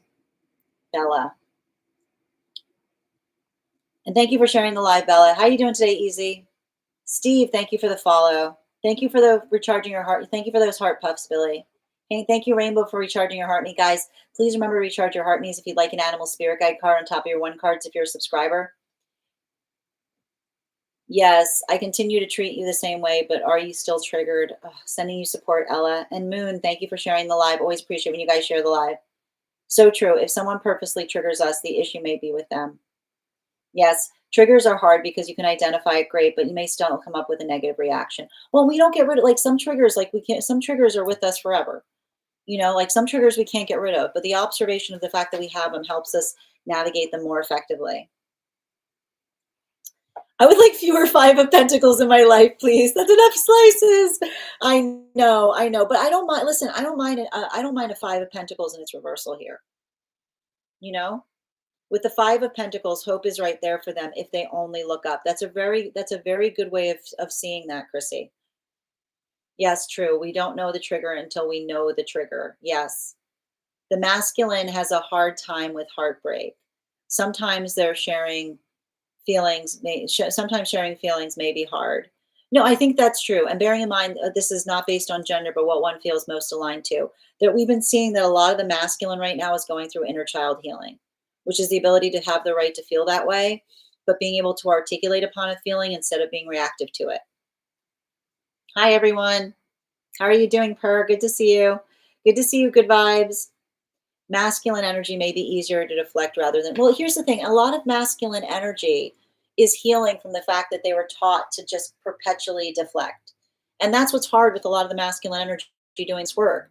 It's like you work through the unfairness of understanding that when you deflect things, you never get to process them, right? Like deflecting is not strength. Processing is strength. We just finished a collective per. The list is closed today for personals, but if you want to get on for tomorrow, anyone who gets on today will have an additional card tomorrow. Sentiment versus direction, forgive someone and move on. Yeah, and that's what we're seeing, right? Because, and I got to tell you, I would not be surprised right now if there's energy that's dealing through projection related to resentment. But that's what I keep on getting. Like, never are we in more like danger than we're working through sentiment, like resentment and projection. Because I keep on getting, it's like the continuation of understanding that closure is found in creating joy in the present, you know? And Mrs. Manu, thank you for sharing the live. Always appreciate when you guys share the live. My girlfriend's husband fell off the wagon last week and it was so bad. Oh my gosh, Bridget. Oh, I hope they're okay. I'm so sad to hear that. That is incredibly upsetting. I'm glad to hear they're doing what's necessary to protect themselves. Whose memories do we listen to? I need you to clarify on that question, Belladonna. You know, lots of trauma he never healed from, and now his family is paying the price. Oh dear, I'm sending you so much support for that. That is really difficult. Hi there, Dis.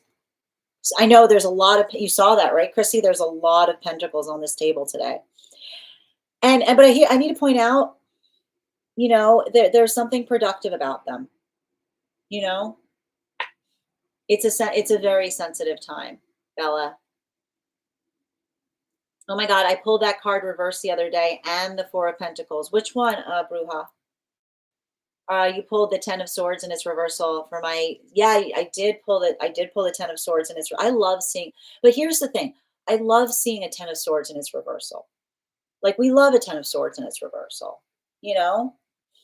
It's a lot of that, like dust yourself off kind of energy, you know? And again, you know, it's like cue the Rocky theme, but I mean, like, that's what I see. Like, when I see these three cards, you know, get up, get up. It's like, yeah. And good vibes. Thank you for that. Yes. The unhealed child, maybe most of us. It's in all of us. Like, listen, you know, and that's the thing about it. We've all got them.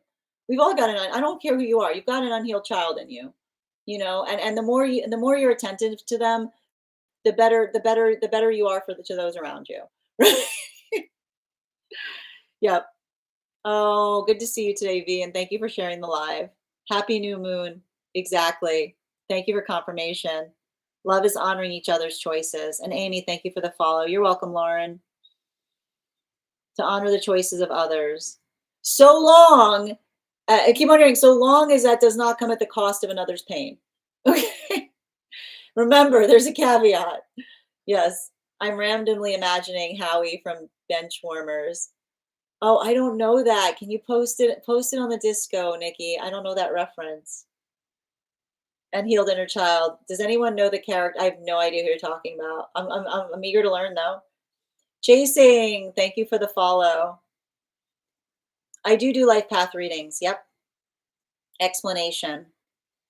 All right. Catch everyone here. Thank you for always sharing the live. I'm not, oh yes, thank you, Bridget. Thank you for sharing the live to anyone who isn't here. Deeply appreciate that. All right, friends, as I mentioned, the list is closed today, but if you would like to get on the list for tomorrow, the list will be open. I am doing 1 cards for subscribers right now and anybody who got on the list prior to this live. If you want to get on the list for tomorrow, you can do so and you'll be one of the first people read for. You'll also have an additional card in your reading. The first person we are reading for today is Ava.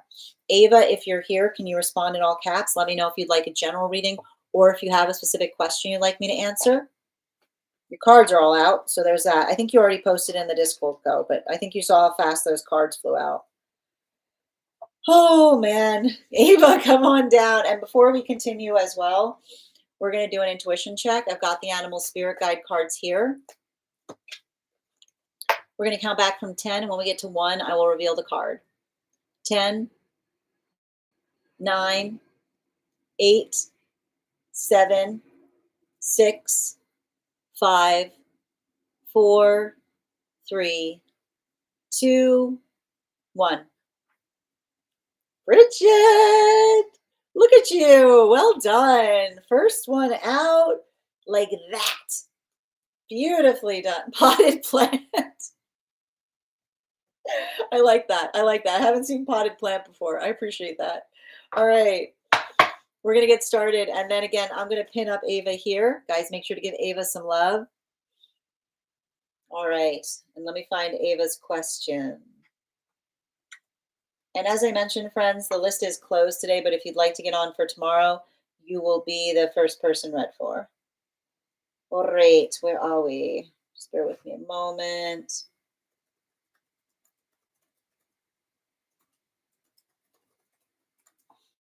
Okay. Hold on a minute.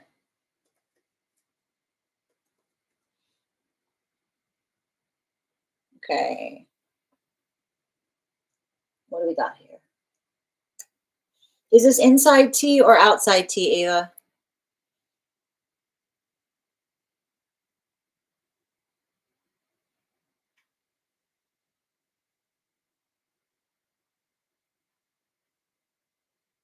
I'm also looking for it.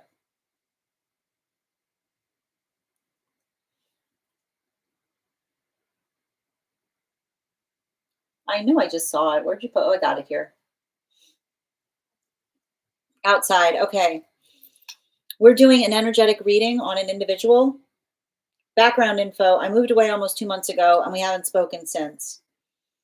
I was doing well in the beginning, but I've been feeling really emotional about it over the past 2 weeks. I've been struggling to see the bigger picture and look at the positive aspects of the situation. Could we focus on the positive things that we learned from each other and how those lessons will benefit us moving forward, even if we continue to go our separate ways? One more, please. Thank you.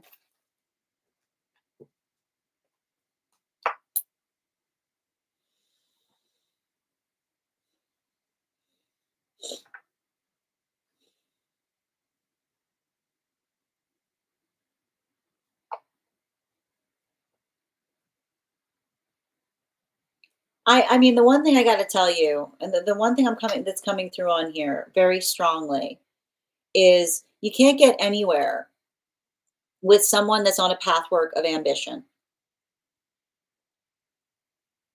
because I don't know why I've got some kind of vibration around someone that is working to prove something to themselves.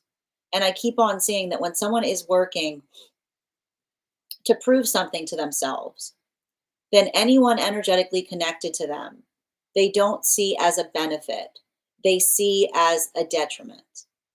They see, I keep on hearing, like when somebody is like, I see somebody that is, this is the type of energy that they are not going to get into, they're not going to get into steady partnership until they accomplish something.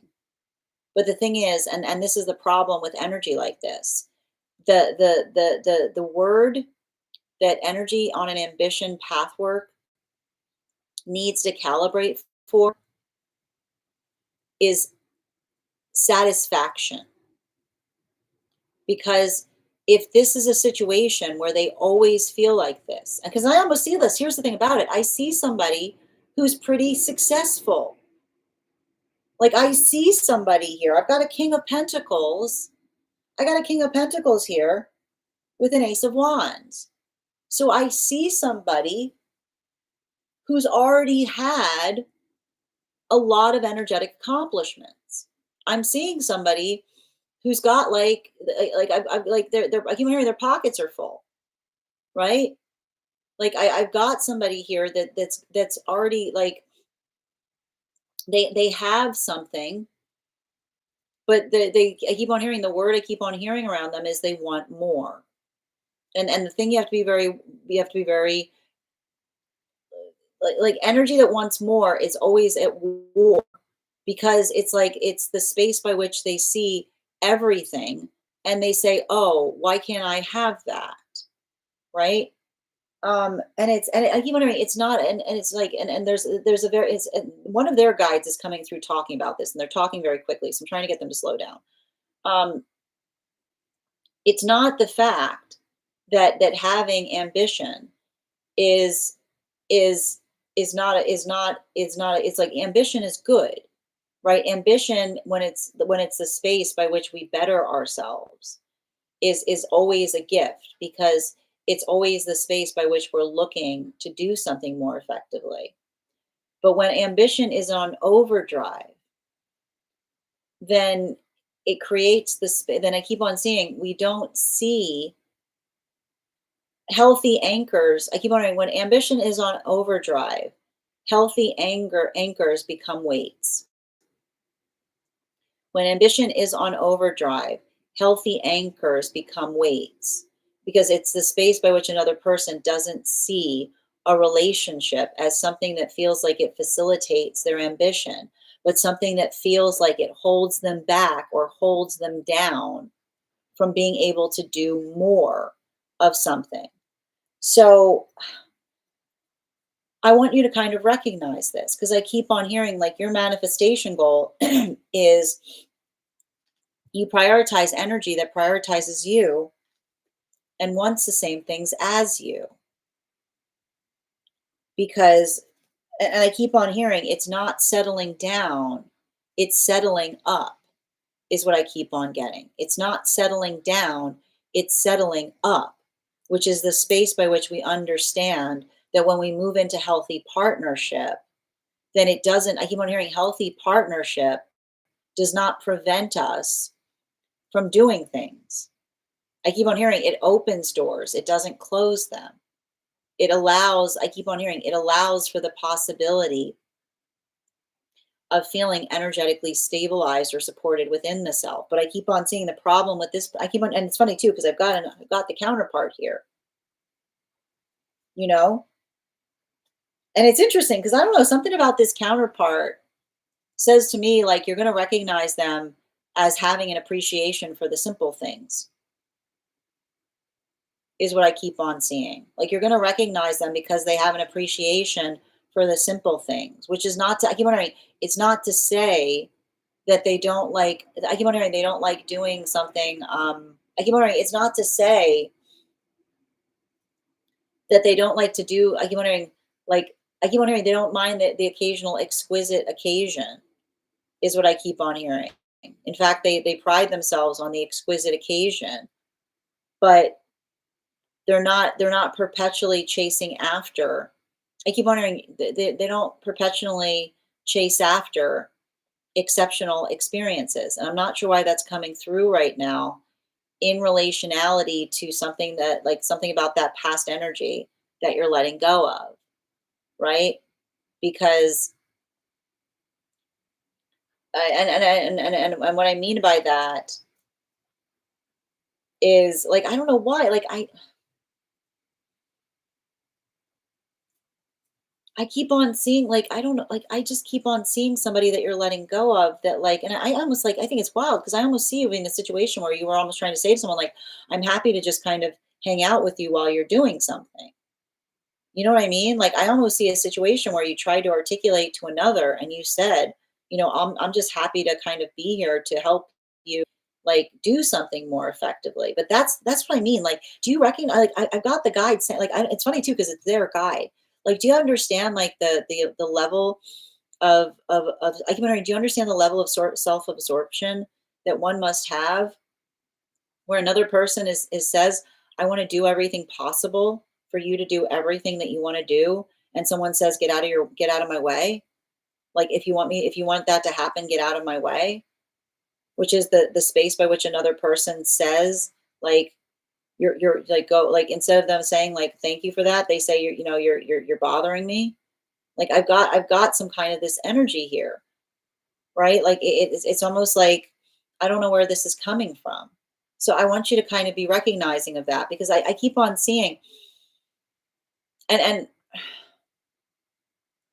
I need to stress this, and this is really important.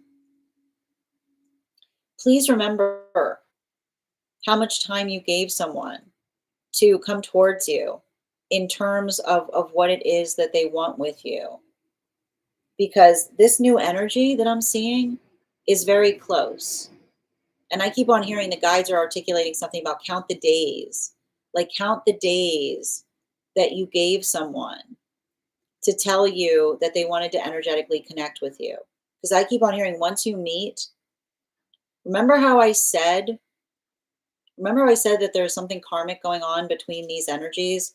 When I keep on hearing, when you meet this new energetic connection, I just keep on getting the same message. Remember, that is not the sound of someone that's suddenly seeing you in connection and realizing how much they mean to you.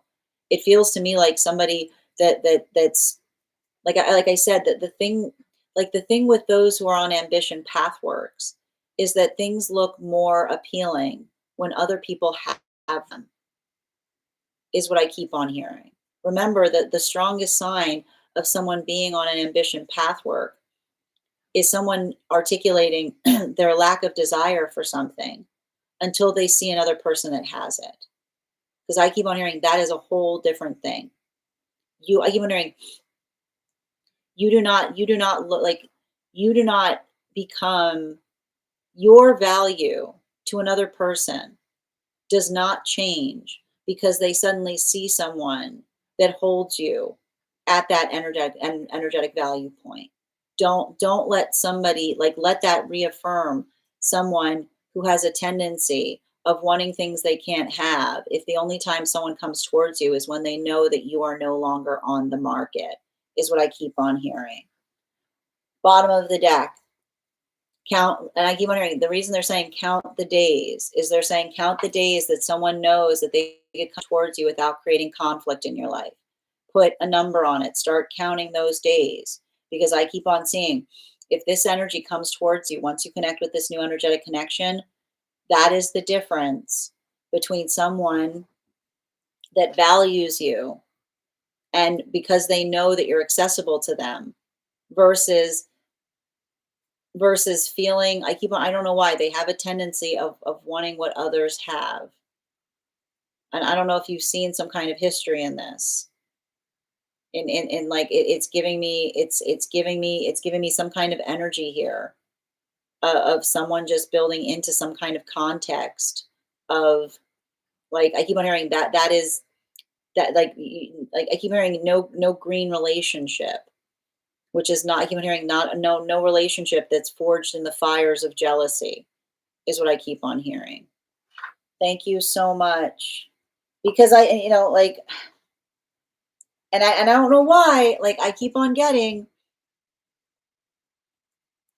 I don't know if this person makes art, but I don't want you reading into any of the art they're making either. Because I keep on hearing it's really easy to spin a story out of a tragic reality. Like, I keep on hearing that about something. Like, don't, if this person is someone who makes art, like, I keep on hearing like a little earmuff energy in relationality to them. Like, I keep on hearing, don't let them mythologize something. You can't make a sad song about something you're actively doing to someone, is what I keep on hearing. I don't know why. I don't know where that's coming from. Is what it has a lot, and that's coming from the new energy coming towards you.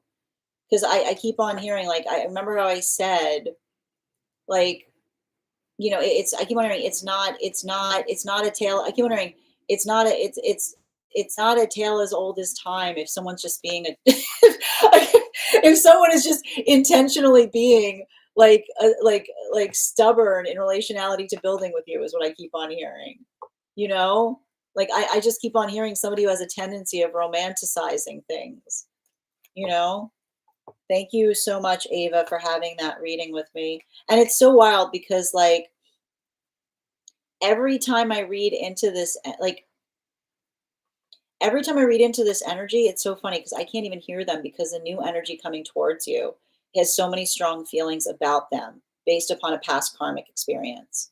When, like, I like, they just keep on, like, they keep interrupting the present reading with trying to show me the tableau of what happened in the past in relationality. I keep on hearing somebody, just as you're out, they pull you back in, right?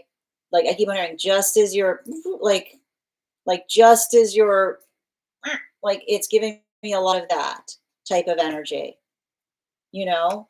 Like, it's giving me somebody who's like, and it's like I keep on seeing, like I keep on hearing, oh, I couldn't resist. No, it's not about, it's like someone who says I couldn't resist flirts with temptation, is what I keep on. You got to write that down. Someone who says, I couldn't resist any longer is someone that is addicted to temptation, is what I keep on hearing.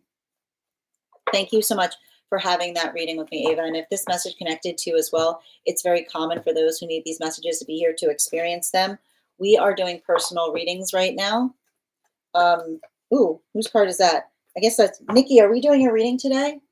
Let me know. I'm going to take a moment to read over some of the comments that came through as I was reading.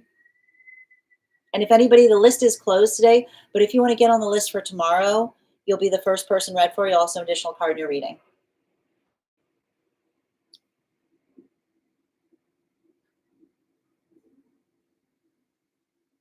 Oh, I know you heard that too. I mean, but I feel like I mean, that's what I mean in relationality. Like it's funny too, because I feel like it's talking about the fact of like somebody, like I keep on hearing like they're like that. It's funny because you mentioned the fact that you already moved, but I feel like it's the sound of someone coming towards you that we're hearing.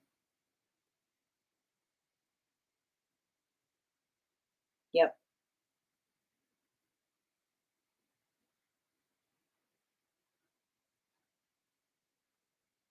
Oh, it's starting tomorrow. That's wild.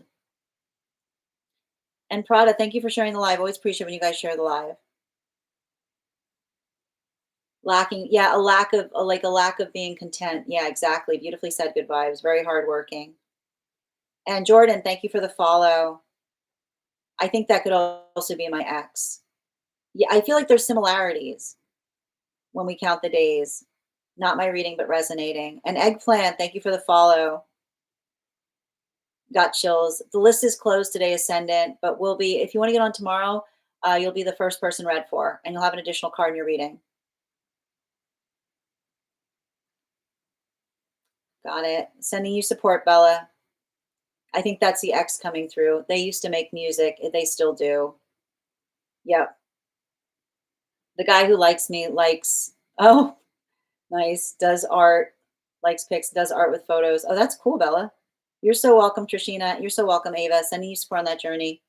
My alarm will go off in 7 hours, but I am invested. All right, we're going to continue. Okay, we're going to save it. Excellent. So, yeah, and it's funny too because this card dropped out too when we were talking about that, Ava, which is saying I keep on hearing remember, keep on saying remember this energy that has seen you this whole time in separation. I see like not only have they seen you in separation, but recognizing in some way, shape, or form you've been waiting for them. All right, we're going to continue right now. The next person, we are now doing one card readings for subscribers. If you are a subscriber and would like a card pulled, go ahead and put your question in the comments.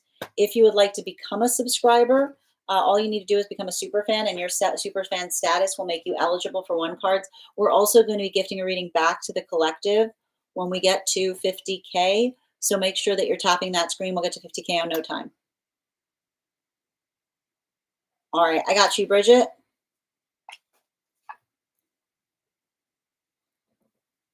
I see somebody working on new projects, new ideas. Like it feels to me like somebody like working through an energetic breakthrough point is what I keep on getting. Animals, bottom of the deck. Yeah, especially, I keep on saying, especially with the Four of Pentacles in its reversal. Um, I feel like somebody's trying to get, like, somebody feels like overwhelmed by work, you know? Like, I see somebody that's like focusing a lot of effort and energy on getting ahead of some kind of work or like work. I keep on hearing like giving themselves like I keep on hearing like trying to get like freeing up something here. Animal spirit guide. Yeah, especially with the bull. Um, I feel like there's something I'm seeing in relationality to um like find someone feeling very grounded or stable or relieved about something is what I keep on seeing. Or like I mean, I feel like it's stable or is it stubborn? Like there's a little bit of like, you know what I mean? Like there's a little bit of this energy here. Like there's a little bit of this like my way or the highway kind of energy I'm sensing on something. Ella, one card highest, please. One moment.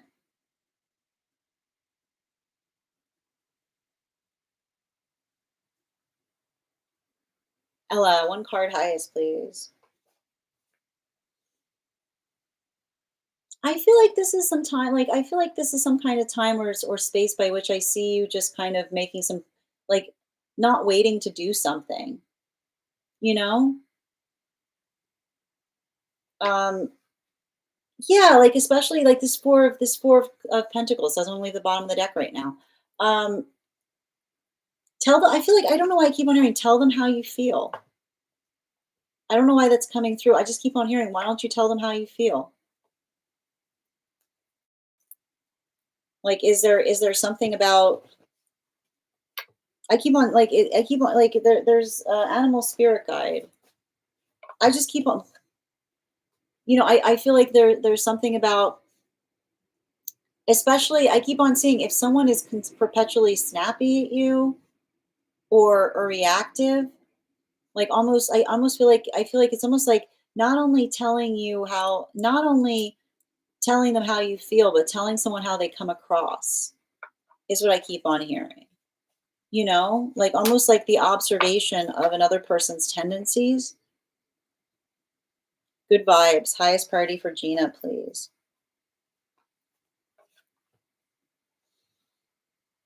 Yeah, like I feel like the two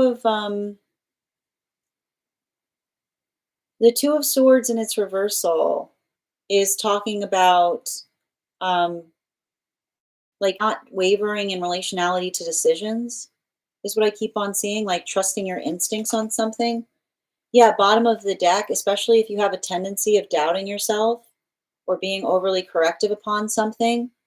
I feel like this is you just articulating upon something in such a way that you're able to, like, I feel like, energetically stabilize. Animal spirit guide. Yeah, especially with the bear, like, this is talking about, I keep wondering, like, working on being secure in your decisions. I keep on hearing people are going to have feelings.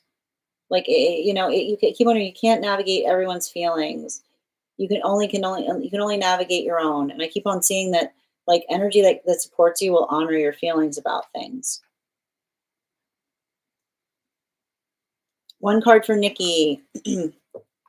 Oh, what was all going on with that car? I mean, it definitely looks like somebody that was trying to see if you were there, you know? Bottom of the deck. Yeah, like, this is giving me, like, neck craning, look-see kind of energy, you know? Animal spirit guide. Yeah, the boar, you know? It's giving me, like,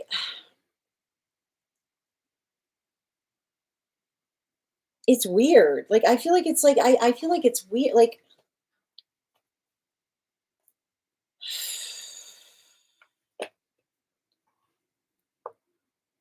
were they in the car with somebody else? Like, that's the funny thing about it. Like,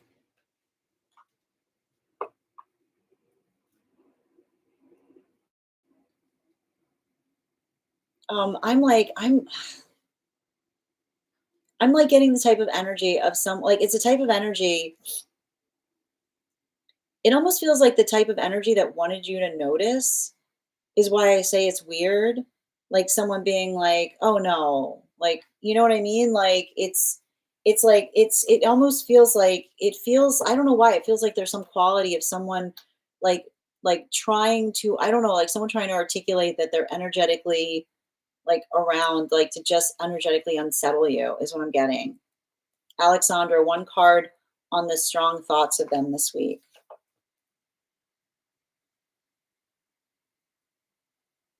I see somebody in a heavy state of reminisce, you know? I feel like they're kind of pulling on your thoughts. Bottom of the deck. Yeah, like the sun card. I keep on hearing, I feel like somebody's going over the fact they didn't realize that was the last conversation they were going to have with you. Yeah, you know? I feel like I don't know if they said something hyperbolically and you honored their wishes, because I keep on hearing that they had potential boundary issues.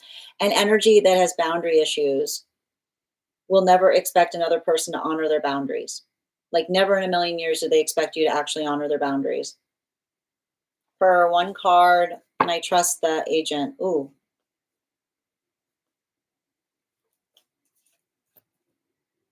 it's a pretty good card to see, you know?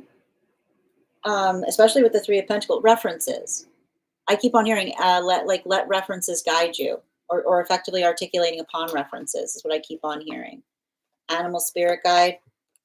Yeah, stag, right? Energy. I keep on hearing energy to, and like energy in healthy stead does not take investigation personally. They're excited. I keep on hearing they're excited. Like it's the energy goes, oh yeah, of course, I'll be happy to. Ava, one card on how divine counterpart is doing. I feel like they're celebrating some kind of anniversary. It's bittersweet, is what I keep on getting. Yeah. I feel like this is someone who's been making a lot of changes in their life.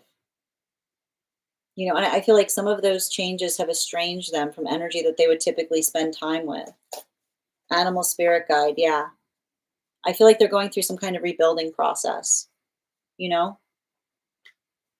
Um, like new energetic connections. Like it's saying to me like I feel like this is them really like I feel like they made some kind of choice to change something in their life that is estranging a lot of energy that they used to hang out with, but they realize for the best. Trishina, hold on a moment. Oh, Ella, your animal, sorry. The air dragon. Like I said, helping another person say like, you know, I just want to like, have you considered how this makes you like almost saying to another person, like this is how they feel about it. Have you thought about their feelings on the subject? One card on new connection. I got you, Trishina. I mean, this feels like somebody serious, but I feel like there's caution here.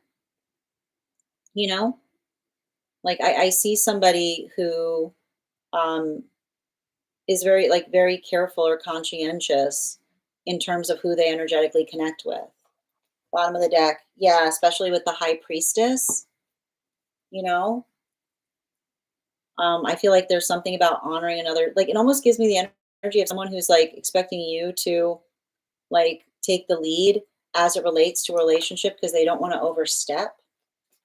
Animal spirit guide, yeah, fire dragon, right? Like I feel like they don't want to. I keep on hearing they don't want to come across like they don't want to come across too forcefully. Hi there, Julia. You're welcome, Bridget. One card on energy. Ooh, for the visit tomorrow. This is great. A good introduction. And at the bottom of the deck, be patient is what I keep on seeing. Animal spirit guide. Yeah, right. Like I keep on hearing giving someone time. You might have to come back again. But I keep on hearing like coming back. Remember when I said every time to come back is good because it's new opportunity to meet a new face is what I keep on hearing. Except we got an individual reading not to get involved with them. Well, you know, the thing I keep on seeing in relationality to that is the space. I feel like the thing I'm getting, Ella, is it's saying to me specifically that it says to me it's like it's like navigating another person's volatility with perspective, which is not the space by which you validate another person's volatility and saying, have you considered how they experience something? Would you like to have would you like my thoughts on how they might have experienced it?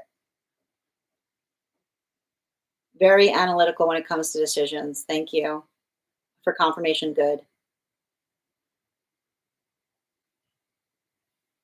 Yeah, it was dark and hard to see, but pretty sure it was them. Yeah, it's like it's like I almost see somebody who was like in the neighborhood for some reason and they couldn't resist, you know? She's a Taurus, yeah. As soon as I noticed and looked out, because they were trying to see if you were there, right? And then they stopped. Hmm. I caught them on my ring. Oh, that's wild. 7 times? That's weird. Yep, you're welcome, Per.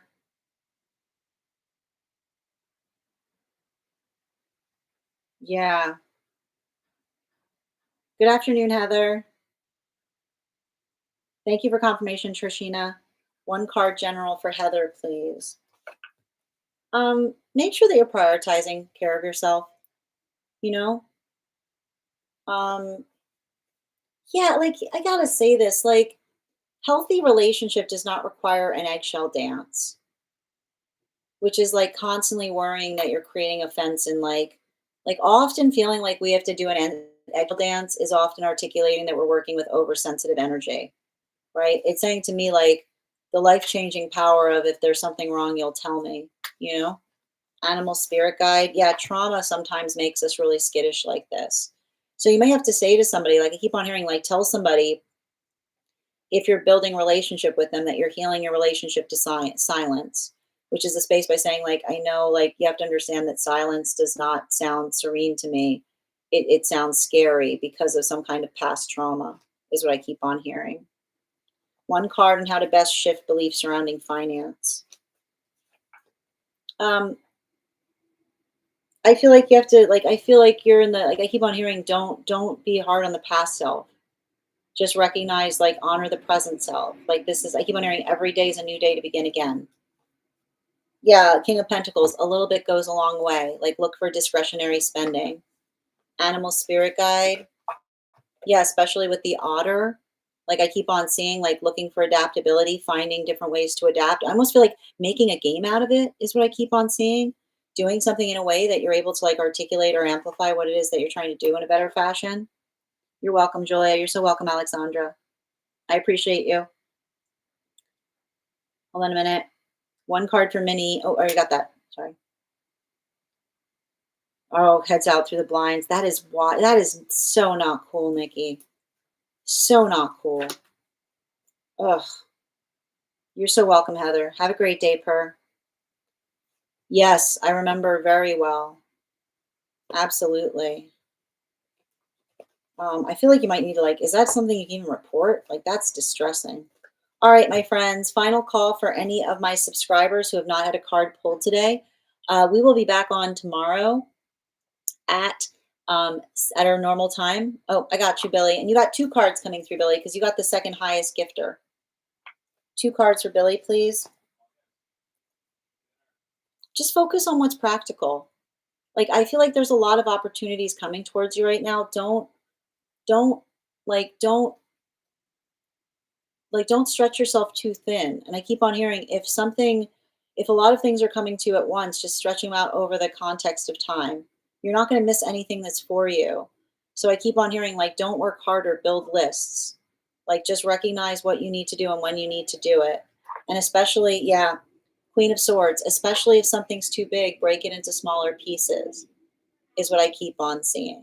I also feel like it has to do with communication or working towards like trying to heal something with an energy of a feminine, bearing in mind this is not based on gender, but what it feels most aligned to.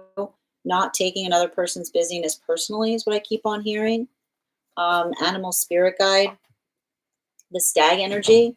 Assume everything is fine unless you hear otherwise, or effectively like I keep on hearing like the ability to offer assistance is often a powerful gift to someone that is overly to someone who is like has too many things to do is what I keep on seeing, you know?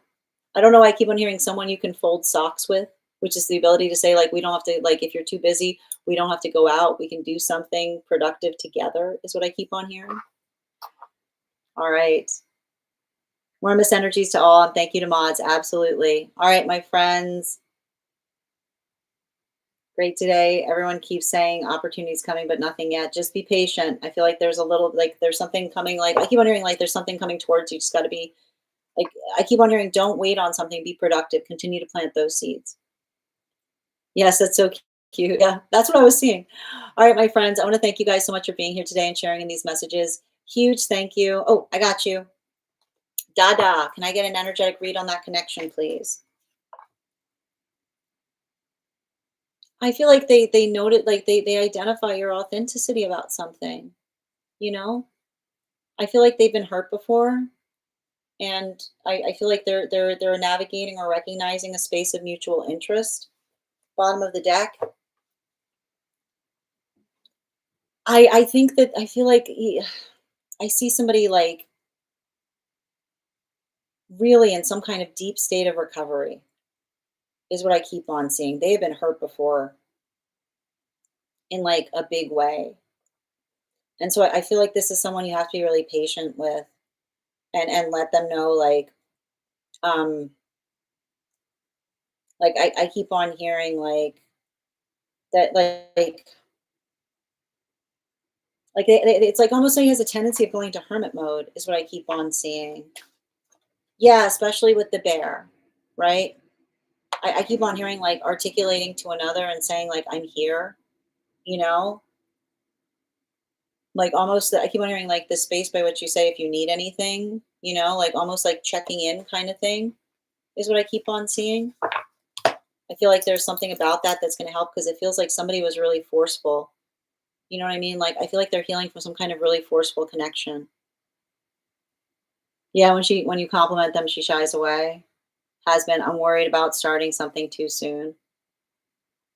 Yeah, that's what I mean. Like I keep on hearing you can't like they're I feel like there's something about that where they're working through it, you know? So just I keep on hearing be patient. I feel like they have a hard time taking a compliment too, is what I was sensing. All right, friends, I want to thank you guys so much for being here and receiving these. Oh, Sun Shining, I see you, dear. These are one card readings for subscribers. So if you would like to, if you are, we unfortunately don't have subscriptions available in the place where we keep the photos. But if you head over to the place where we keep the videos, your membership will entitle you to one card reading. And over on the place on the clock app, you can also have a subscriber reading there. And hi there from France, Flo. I hope you're having a beautiful day. All right, my friends. I want to thank you guys so much for being here today and sharing in these messages. If you missed the Daily Collective, it will be up later today on the place where we keep the videos and photos. It'll also be up as a podcast over my spot at Tarot Church and over my stack. For anyone who became a subscriber today, welcome. I would encourage you to head over to our subscriber-only Disco channel, introduce yourself to the collective, and there in the perk section, you will find a special coupon code that will give you a discount to our tarot class subscription program. Our next class is going to be held on Thursday, November 19th at 6 p.m. PST, 9 p.m. Eastern. We'll be studying the Sun card. I want to thank you guys so much for being here today and sharing in these messages. Huge thank you to my followers, old and new. Thank you for being here and sharing your afternoon with me. Huge thank you to my subscribers. Your ongoing support means the absolute world to me. Hello there from South Africa. And my biggest thank you to my mods. I hope you guys have an absolutely beautiful day. Please take care of yourselves. Please take care of one another. And we'll do this again tomorrow. Have a great day, everyone.